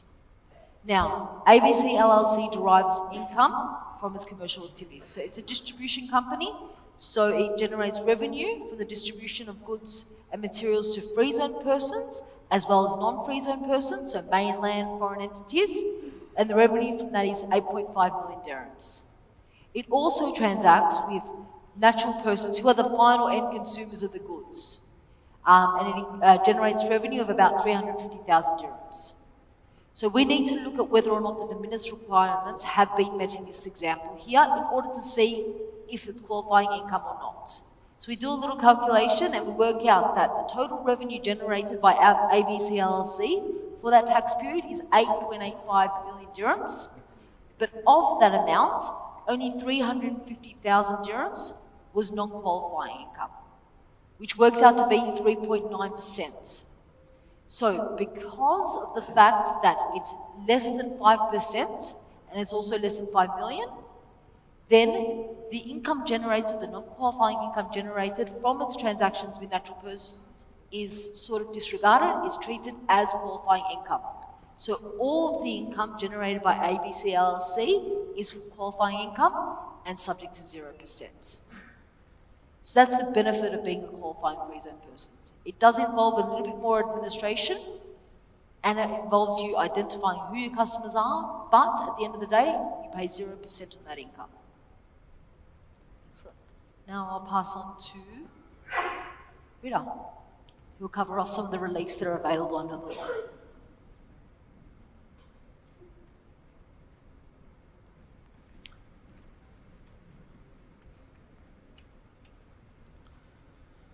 Thank you, Christine. So I'll talk to you about some of the reliefs that are available under the corporate tax law, and I will start with the tax loss relief. Actually, under the corporate tax law, when the corporate tax law was designed, the losses are allowed basically to be previous losses or losses in previous tax period are allowed to be carried forward indefinitely, which is a very generous, I think, advantage and a very big advantage for the taxable person. However, there are certain conditional requirements in order to be able to carry forward and offset these previous tax losses. So the condition, first of all, they require that you maintain at least 50% of or higher of the ownership in the business. So basically, if more than 50% of your ownership will change, you will not be able to carry forward and offset previous tax losses from future tax period. That requirement naturally does not apply to listed entities because of the frequent change in terms of ownership. For the ownership requirement, there is a flexibility whereby if you change the, if more than 50% of the ownership would change, the taxable person would be still allowed to carry forward the previous tax losses and offset them if he continue to have the same or similar business or business activity. And the corporate tax law provides some insight on what is meant by continue to have the same or business, the same business or similar business activity. For example, you are required to keep using some or all of the assets before the change of ownership. The change of ownership did not trigger any changes to the core business of the business model of the taxable person. There is a limit for the carry forward of tax losses, which is basically a cap to the amount that you can offset, which is a rate of 75% of the taxable income of each subsequent tax year. So you cannot deduct 100%, you can deduct up to 75% of the taxable income of the each tax period. And what remains, if some of the previous tax losses remain, you can carry forward this to the future tax period.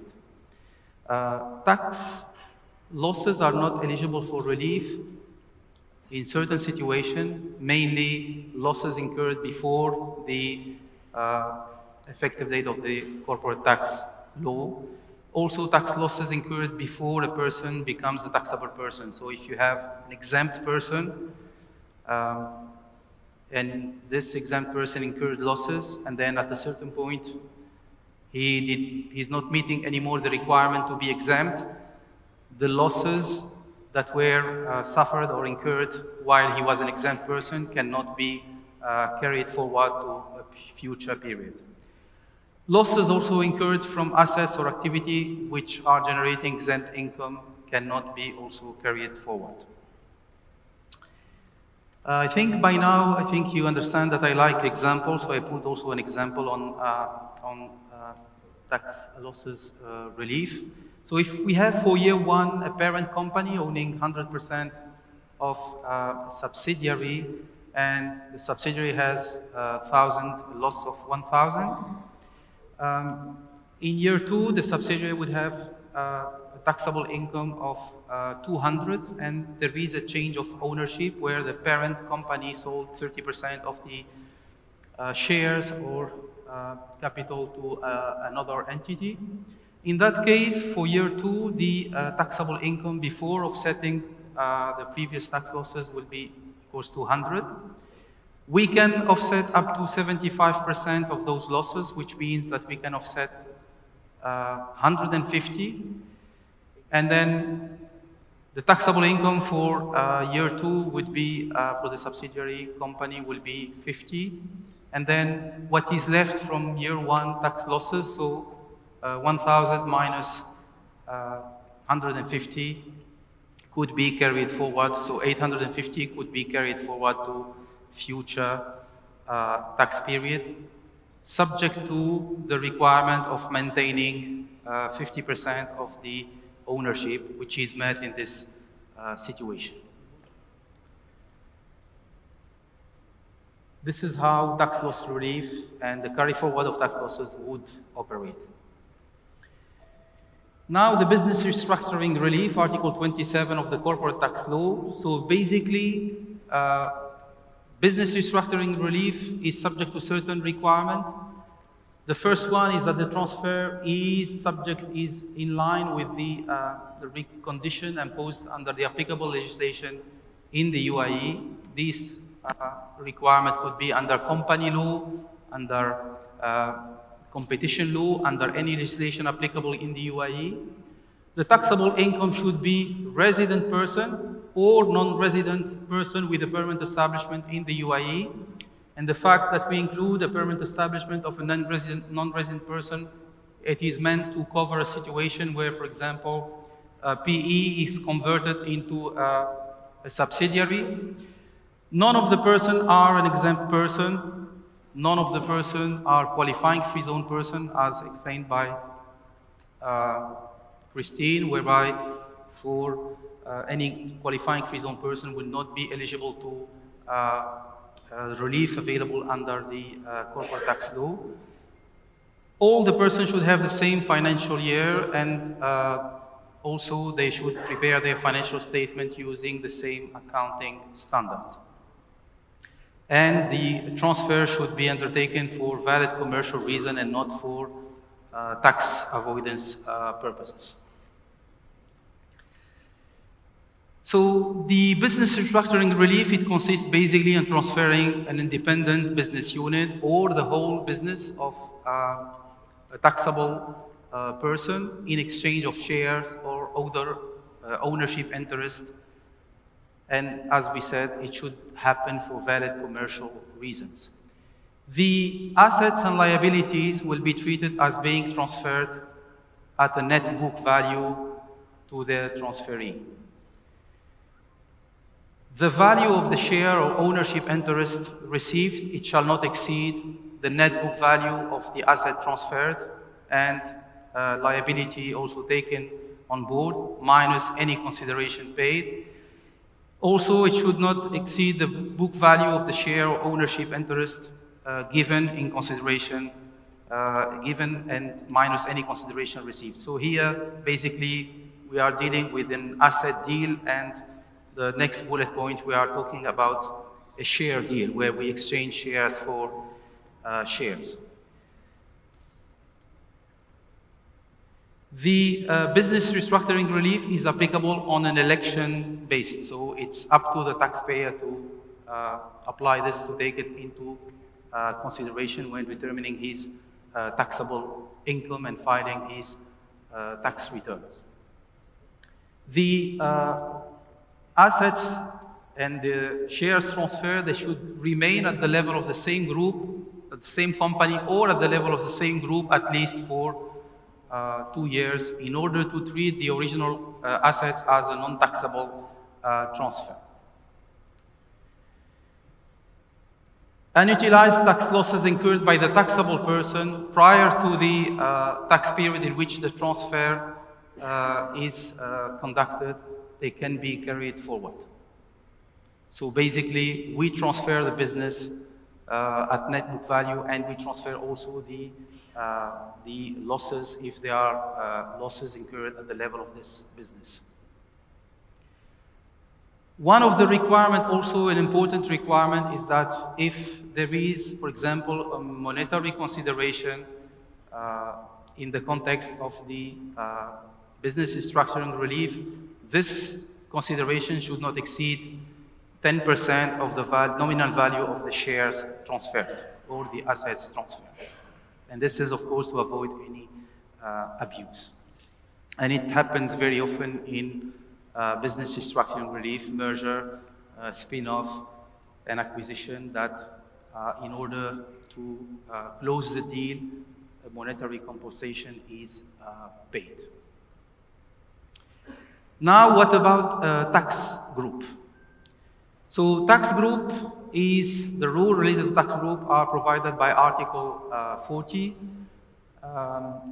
we have the tax group regime, also we have the qualifying group regime. In the tax group regime, we require a very high level of ownership of 95%. Under the qualifying group, we require less in terms of ownership, 75%. So the tax group regime allows a certain number of entities to apply to form a single taxable person or a tax group, and they will be treated as one taxable person where specific conditions are met. The first requirement is that all the members that form the tax group, they need to be a resident juridical person under the corporate tax law, but also under any applicable double taxation agreement. The requirement that also they are considered as tax residents also under double taxation agreement, any double taxation, relevant double taxation agreement applicable is also an anti-avoidance purpose, because we are trying to avoid that one single entity is part of a tax group in the UAE and a tax group outside the UAE.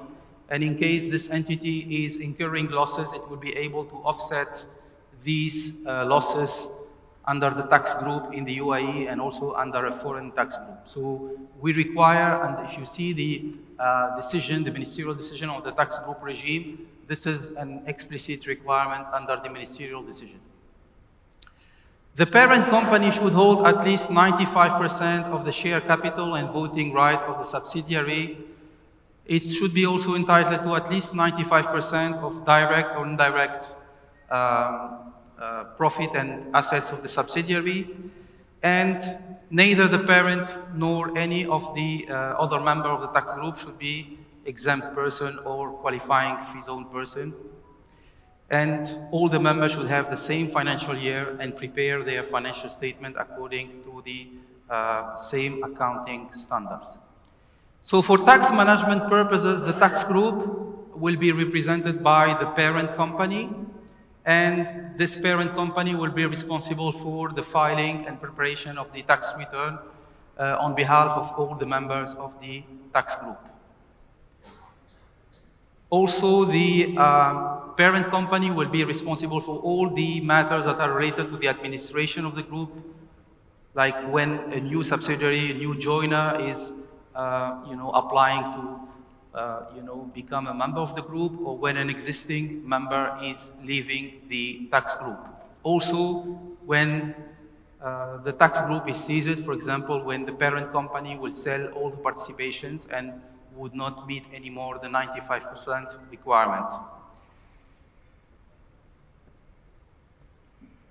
The taxable income of a tax group is computed basically on a consolidation basis. And the parent company and all the members of the tax group, they need to apply to the FTA before the end of a specific tax period in order to form a tax group. Despite the fact that the parent company is responsible for the tax management and the administration, the tax administration of the corporate tax liability of the various members as a single taxable person, the subsidiaries, they remain jointly and severally liable for the corporate tax liability of the group. So basically, if the FTA cannot, enforce on the parent company, FTA can look at any possibility to, seize any of the assets of the for collection at the level of one of the subsidiaries. If we take an example of just to perceive how we apply the tax group regime. So basically, if we have a parent company which is resident in the UAE with 100% owned mainland subsidiary and another 100% mainland subsidiary, the perimeter of the tax group, it could cover only the entities in the green box. So exempt person, despite the fact that they are 100% owned, they cannot be part of a tax group. Qualifying free zone person, they cannot be part of a tax group unless, as mentioned by Saida and Christine, they elect to be subject to tax under Article 19 of the Corporate Tax Law. Non-resident subsidiary cannot be part of a tax group. You need to be resident in the UAE. And you need a 95% requirement, so less than 95%, you cannot become a member of a tax group.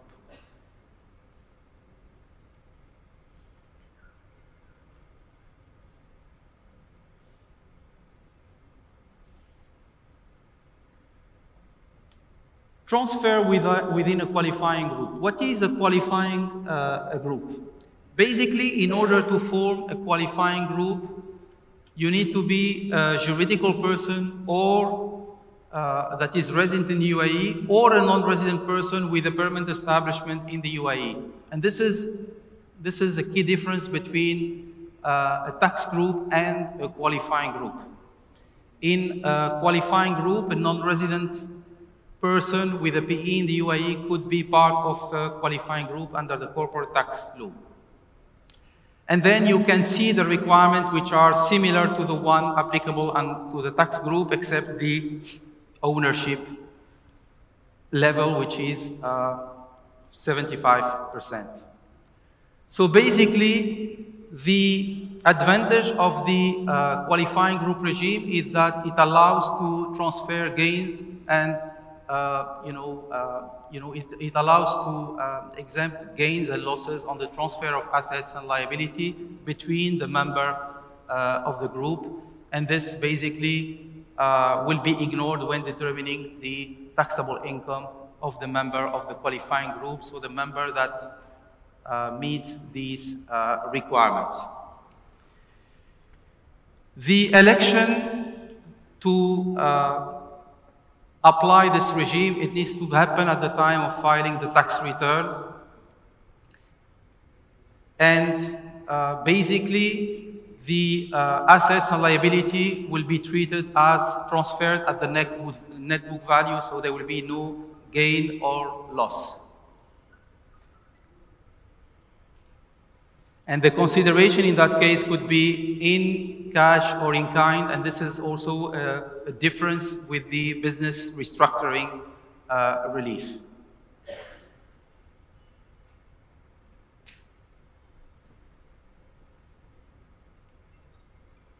We will need the assets to be maintained for 2 years, so basically this is a requirement that we see with respect to transfer within qualifying group. We see this also with respect to the business restructuring relief. So there is a requirement for maintaining the ownership of the assets.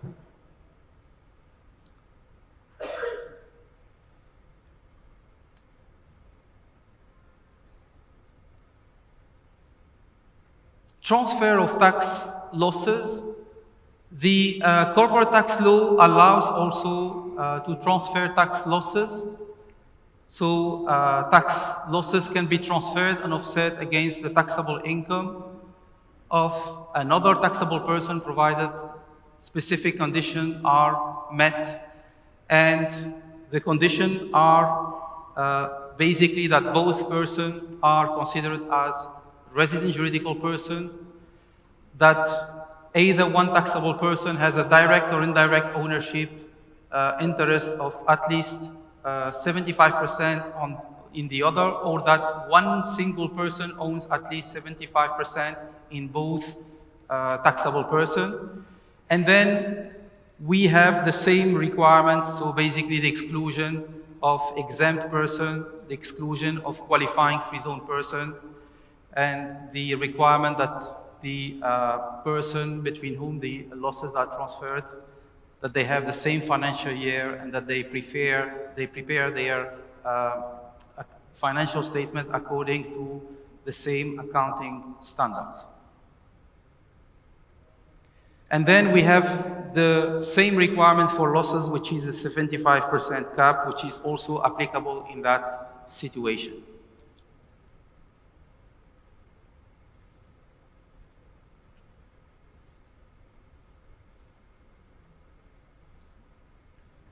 The corporate tax law includes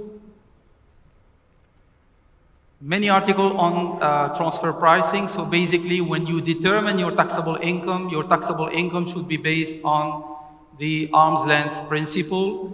And Article 20 sets the rules for the fact that some adjustment needs to be done with respect to your taxable income in order to meet the arm's length requirement. So basically, the term of transaction between related parties, they should be consistent with the term that are of transaction conducted between independent parties or non-related parties. FTA has the right to adjust the price of non-arm's length transaction. And actually the purpose of the TP rule is to ensure that the price of a transaction is not affected by the relationship between the related party.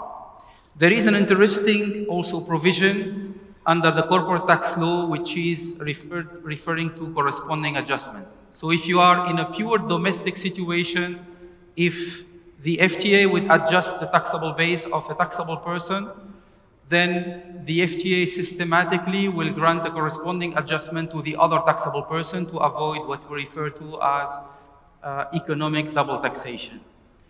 If the taxable person would suffer a transfer pricing adjustment in a foreign jurisdiction, then also in that situation, the taxable person can claim a corresponding adjustment, but this will be subject to an application to be approved by the FTA. So in a pure domestic situation, the taxable person would qualify systematically for a corresponding adjustment in case the FTA will adjust the transfer pricing of a transaction between him and another related party. But in a cross-border situation, this will be subject to an application to be approved by the FTA. So Article 35 and 36 provides for the definition of related parties and also of connected person. So basically, as a related party, we have the situation where two or more juridical persons, they own more than 50% in each other, or when one juridical person owns more than 50% in two other related companies. And then in that case, the three of them, the three entities will be considered as related parties. We have also a situation where a person would be considered as a related party with his PE or foreign PE. So we are referring here to intra-company transaction within the same company between the head office and a branch, whether the branch is located in the UAE or located outside the UAE. Partners also in an unincorporated partnership, they will be considered as the related parties. For connected person, a director, for example, of the business would be considered as a connected person. The owner of a business also will be considered as a connected person.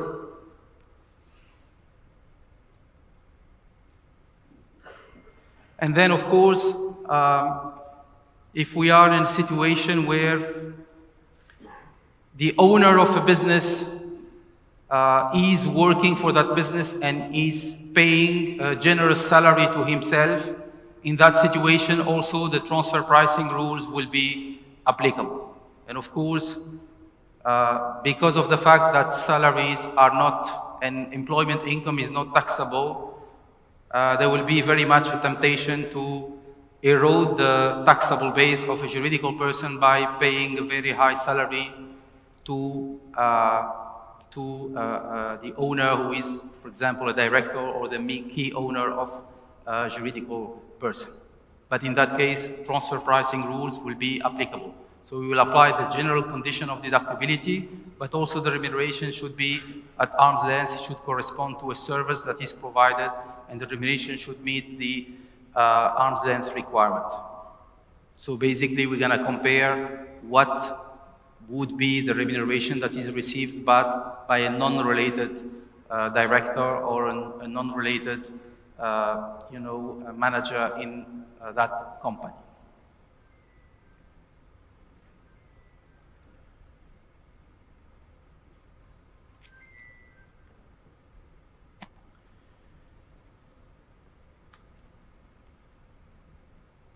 I hand over to Saida to talk to you about compliance requirement. Thanks, Rada. So the last section of today, we're just going to cover the compliance requirements. Sorry, I'll be with you in a minute. So the first administrative task that you all need to do is register as soon as possible. So we have different timelines, which I will cover in a few minutes, but you need to apply for registration through the Emiratax portal. Before it was e-services for VAT, now we have Emiratax, everything is done via Emiratax. So if you have to submit a tax return, say in September 2025, you need to ensure before that date you're registered, okay? But we have also some time to register. It's not an immediate process where you just submit and then we do not review. We need to review your application, so it will take some time. So it would be ideal if you can submit as soon as possible, ideally today, tomorrow, submit your registration form. We will approve it for you, even if you do not have any filing to do for the next 21 months possibly. But registration is important. If you need to deregister, deregistration also happens via the Emiratax portal. And if you need to deregister, then you need to submit your application within 3 months of the date of cessation of the business or business activity. And it's only effective, the deregistration, after you've submitted you filed all your tax returns and then you've paid all the corporate tax that is due. So for the timelines, as I said earlier at the beginning of the session, we opened registration for private and public companies on the 15th of May. This is available to everyone, so all of you can register now if you are within this category. If you are natural persons who are subject to tax or partnerships, you can register once we open this registration, hopefully in August. In October, we will open registration for qualifying public benefit entities. And in June next year, we will open registration for exempt entities such as qualifying investment funds, public and private pensions and social security funds, and any juridical persons incorporated and wholly owned and controlled by exempt persons, be owned by the other 4 categories which we talked about earlier in the session. When we talked about the timeline, I gave you examples of when the tax period would start and end and when the tax return is due. Generally, the tax return is due 9 months from the end of a tax period.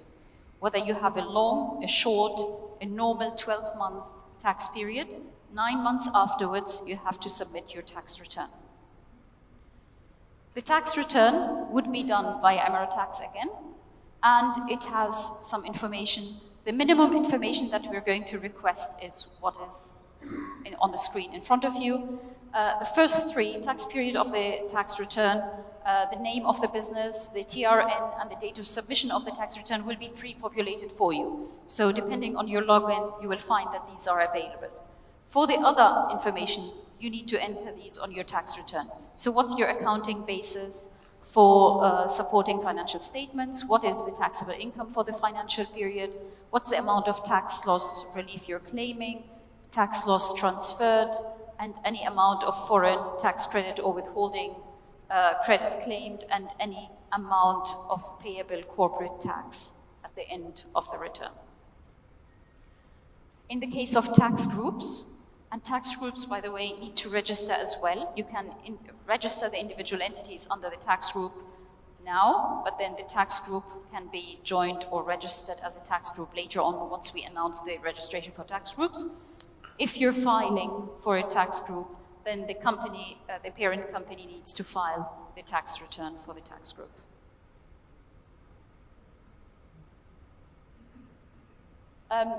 You need to keep certain documentation. If you look at the tax procedures law, companies or businesses in the UAE are required to maintain information and statements and accounts, etc. You need to look at the tax procedures law for the detail. However, you are asked as businesses for the corporate tax law to keep financial statements for all your businesses and business activities. We can request a taxable person to submit these financial statements, and a taxable person with annual revenue exceeding 50 million for a tax period, and all qualifying free zone entities or persons have to maintain not only financial statements, but audited financial statements. So for the other entities, their financial statements, only for those two, you need to keep audited financial statements. For transfer pricing purposes, Rida talked about transfer pricing, so we have two requirements. For general, there's general documentation to keep. You will be asked for it by the FTA, or we could ask you to submit it as part of the return. And this is a disclosure on the transactions with related parties and connected persons. This is applicable where you have qualifying free zone persons with qualifying and non-qualifying income. This applies also to government entities, for example, where government entities have licenses to have business activities, as we talked about at the beginning, for government-controlled entities where they have mandated activities as well as non-mandated activities, and so on. For transfer pricing, we can also ask for a master and local file. This is where taxable person's own revenue is 200 million, or a taxable person is member of a group whose consolidated revenue is 3.1 billion. And this, again, needs to be provided within 30 days of the FTA requesting. The tax procedures law mentions that you need to keep your records for either 5 years or for the period that is stated in the tax law. In the corporate tax law, the period for record keeping is 7 years, not 5 years. So you need to keep your information for 7 years.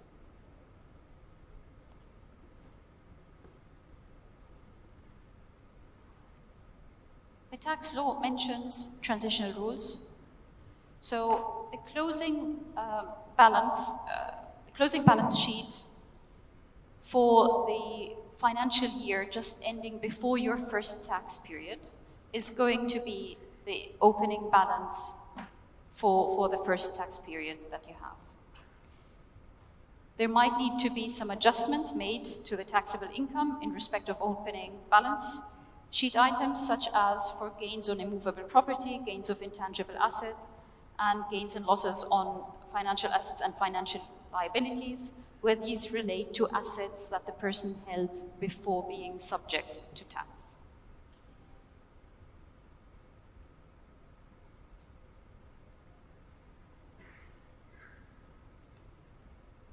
Similar to VAT, where you submit your tax return and you pay on the same day, we have a similar provision for corporate tax. So 9 months after the tax period, you also have to pay. You file your return and you have to make sure the payment is with the FTA 9 months after the tax period. So you need to, if you remember, you need to pay a couple of days before in order to ensure that the FTA has the amount on the 9 months deadline. The FTA is able to give a refund in 2 cases. One, where the taxable person has made an application because the withholding tax credit exceeds the taxable person's corporate tax payable, not expected for the time being, withholding tax being nil, and where the FTA is satisfied that the person has overpaid corporate tax. Otherwise, there are not so many refunds like we have in the case of VAT. The final slide for today, and I just want to make a general comment that the FTA does not like to impose penalties. But penalties are part of the system, and we have to apply them where a person does not comply with the requirements of the legislation. So we have the following administrative penalties that will apply where a person, for example, fails to maintain and submit necessary data, fails to submit a tax return, fails to submit a deregistration application, fails to settle the payable tax, fails to submit a voluntary disclosure, or submits an incorrect tax return, or does not offer facilitation to a tax officer. The previous tax procedures law had mentioned that a penalty can be up to 3 times the tax, or 300%. The changes that were made for the tax procedures law, the recent one, number 28 of 2022, which became effective from the 1st of March, stated that it is up to 200%. So the cap is less than it was before. But please register, file, submit all the documents, keep the documents. We do not want to impose the penalties. We'd rather you comply with the legislation. Thank you very much.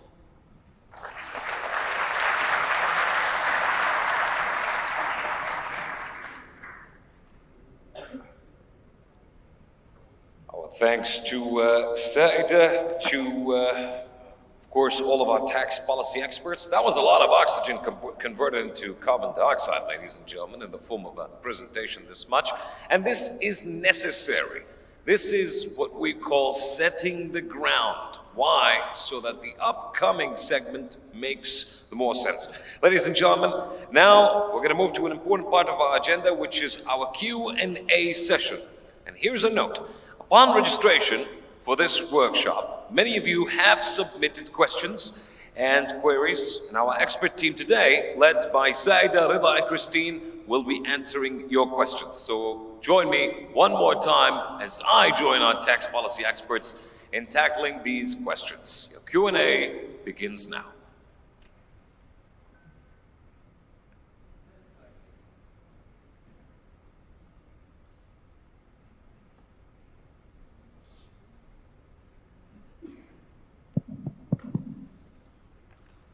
All right, all shapes except for circles have 4 corners. So, do you all hear us loud and clear? Can we hear a unanimous yes? All right. Saida, give us a sound check. Yusuf. A sound check from your part. We want to make sure that all of them hear you individually, loud and clear. Does everyone hear me? All right. What about Mr. Rida? Does everyone hear me? And for Christine? Corporate tax. Did you hear that? All right, so kicking off. Let's take a look at our first question. First question is corporate tax registration mandatory, even if taxable income is less than 375,000 dirhams? A question to Said. For juridical persons, even if their income is less than 375,000, as soon as you have registered a juridical person in the UAE, as soon as you've established, you have to register for corporate tax, regardless of the income. For natural persons, you only have to register if their revenue is more than 1 million dirhams. Thank you for that. Our next question is going to be thrown to Christine, and that happens to be, is it on the screen? Yes. Is the corporate tax TRN different from the VAT TRN? So absolutely it is. So the TRN consists of 15 digits, and what will happen with your corporate tax TRN is that the last digit will be different. So if you're registered for VAT, you'll have the same TRN, but the last digit of that TRN will be different. So it'll be a 1 instead of a 3, for instance. But even if you are registered for VAT, I must stress, you still need to also register for corporate tax. So if we all noted the difference, make sure you have those 2 numbers segregated. Let's go to our third question. The third question is where a single juridical person has multiple branches in different emirates in the UAE and also in overseas jurisdictions. Does each branch need to register separately for corporate tax? Saida.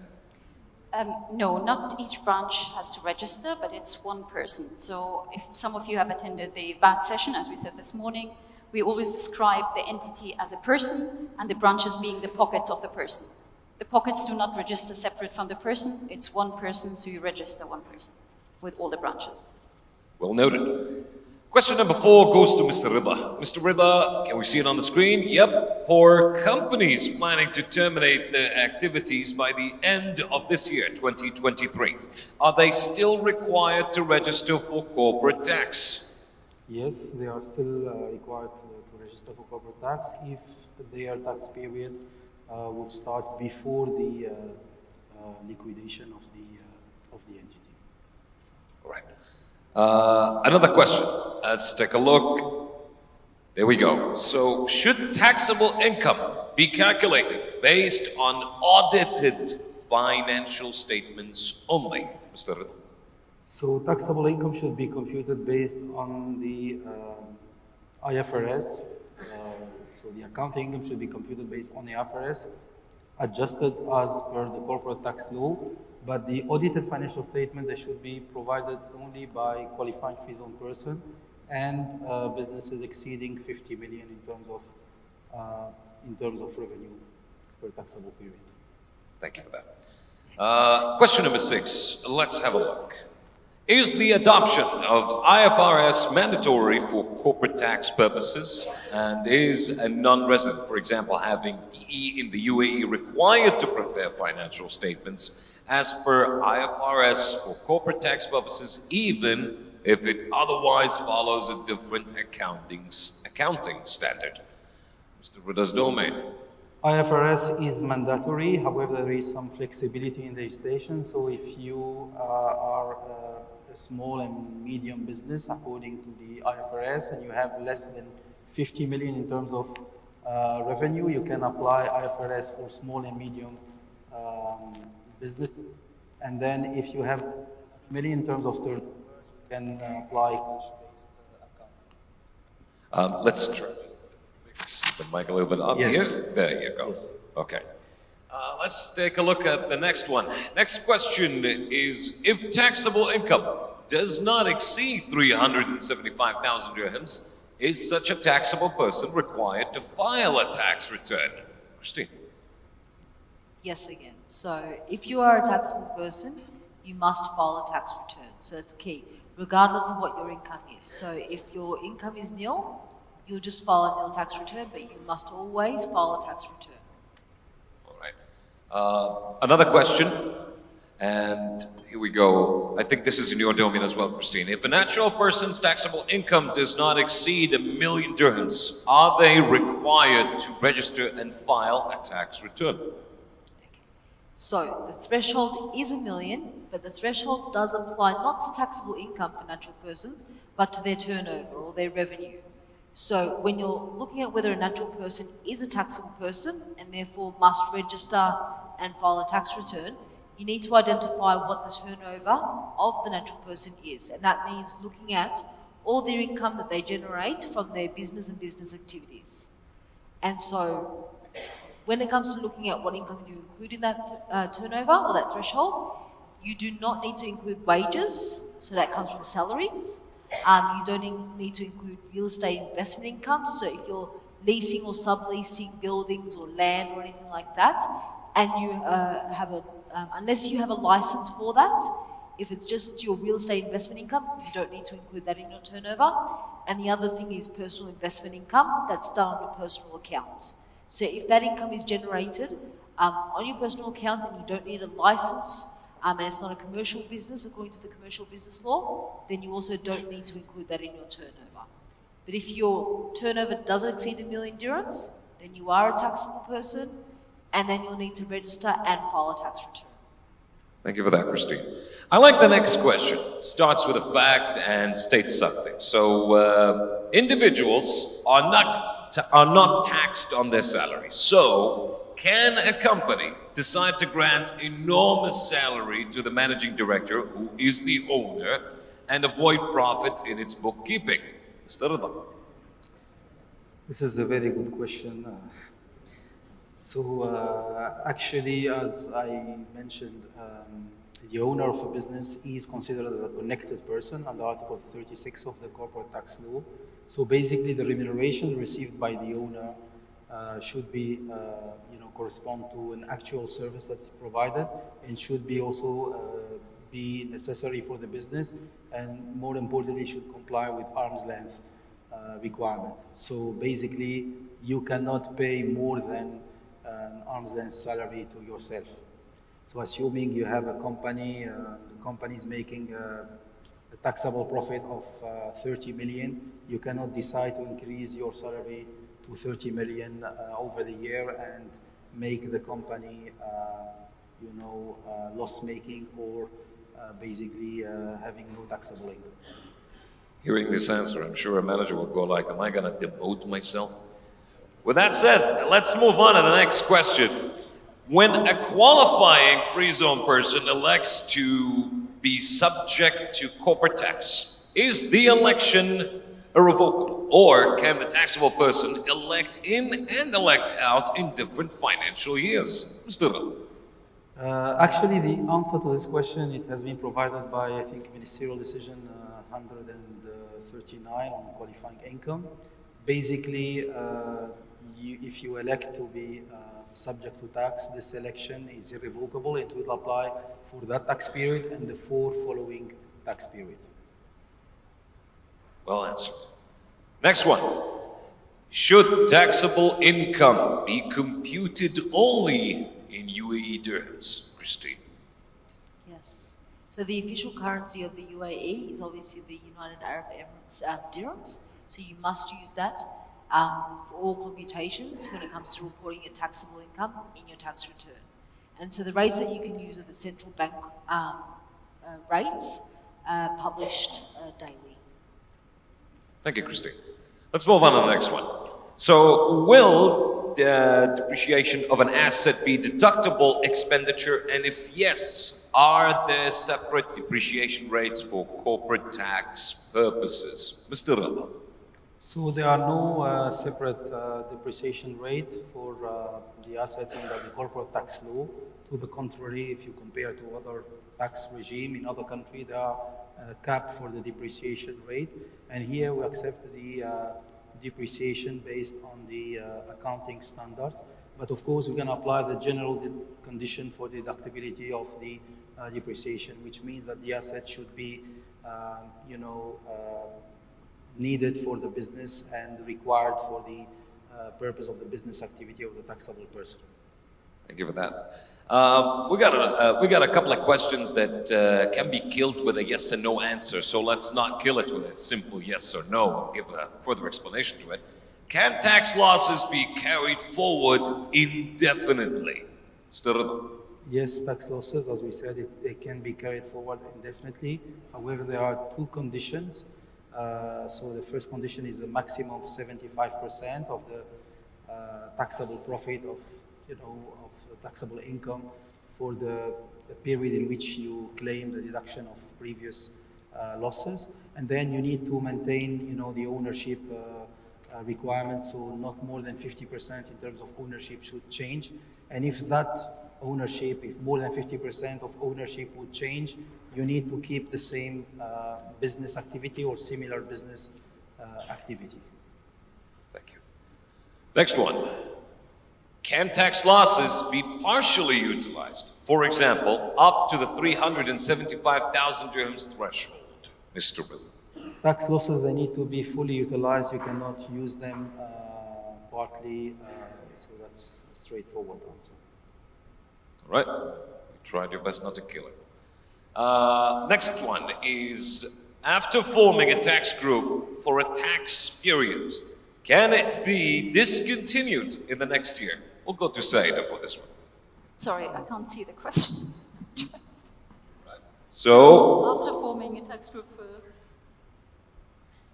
After forming a tax group for a tax period, can it be discontinued? Yes, it can. Okay. A person can, or a group can change its composition at any time, and it will be effective depending on the dates of application from the beginning of the tax period. Right. Next one is, let's take a look at it. Can a subsidiary join or leave a tax group midway through the financial year? Still, I think yes, a subsidiary can apply to join a tax group, and then the application should be approved by the FTA, but it will apply effective. It will be effective from the beginning of tax period in which the application has been done. Last one here is, let's take a look. Can a juridical person be part of a tax group and a qualifying group at the same time? Say that. Yes, if the person or the entities meet all the conditions for the qualifying group as well as the tax group, then they can be part of both. Thank you for that. Ladies and gentlemen, can we have a round of applause for our tax experts? And I'd like to ask Ms. Saida, Mr. Rida, and Ms. Christine to step up in the middle for a group photo by a professional cameraman, if you can do just that. And stand by for a final PSA, ladies and gentlemen, at the end of this fruitful workshop. Ladies and gentlemen, as you can see, we have tried to answer these questions to the best of our ability. However, but since our time is up, we are coming to the end of this insightful, dynamic workshop. So let's assure you, first of all and foremost, FTA team will consider all your questions where required, updated in the FAQs and the FTA website. With that said, you can view the workshop schedules and details through the FTA's website and by following the FTA on its official social media platform. Also, would like to remind you that FTA has placed an information desk outside in the hall, so you can reach out to it if you have any questions or if you need any assistance in the corporate tax and registration. Also, please rest assured that there will be more sessions, more educational materials, and other awareness activities in the coming weeks and months. In order to stay tuned to that, make sure you follow FTA on social media. And lastly, you can always visit the FTA websites and social media platforms for updates and contact FTA on any further queries you may have. You can do that through the call center. Alternatively, you can use Add a Question inquire portals on the FTA website. We thank you very much. This was our second gathering. The first one started on the 12th of July, and right now here in Grand Hyatt in Dubai, there will be another one, but stay tuned on the official social media handles of the FTA. We end in the same way we began, and may the peace and mercy of Allah be upon you. Have a great one.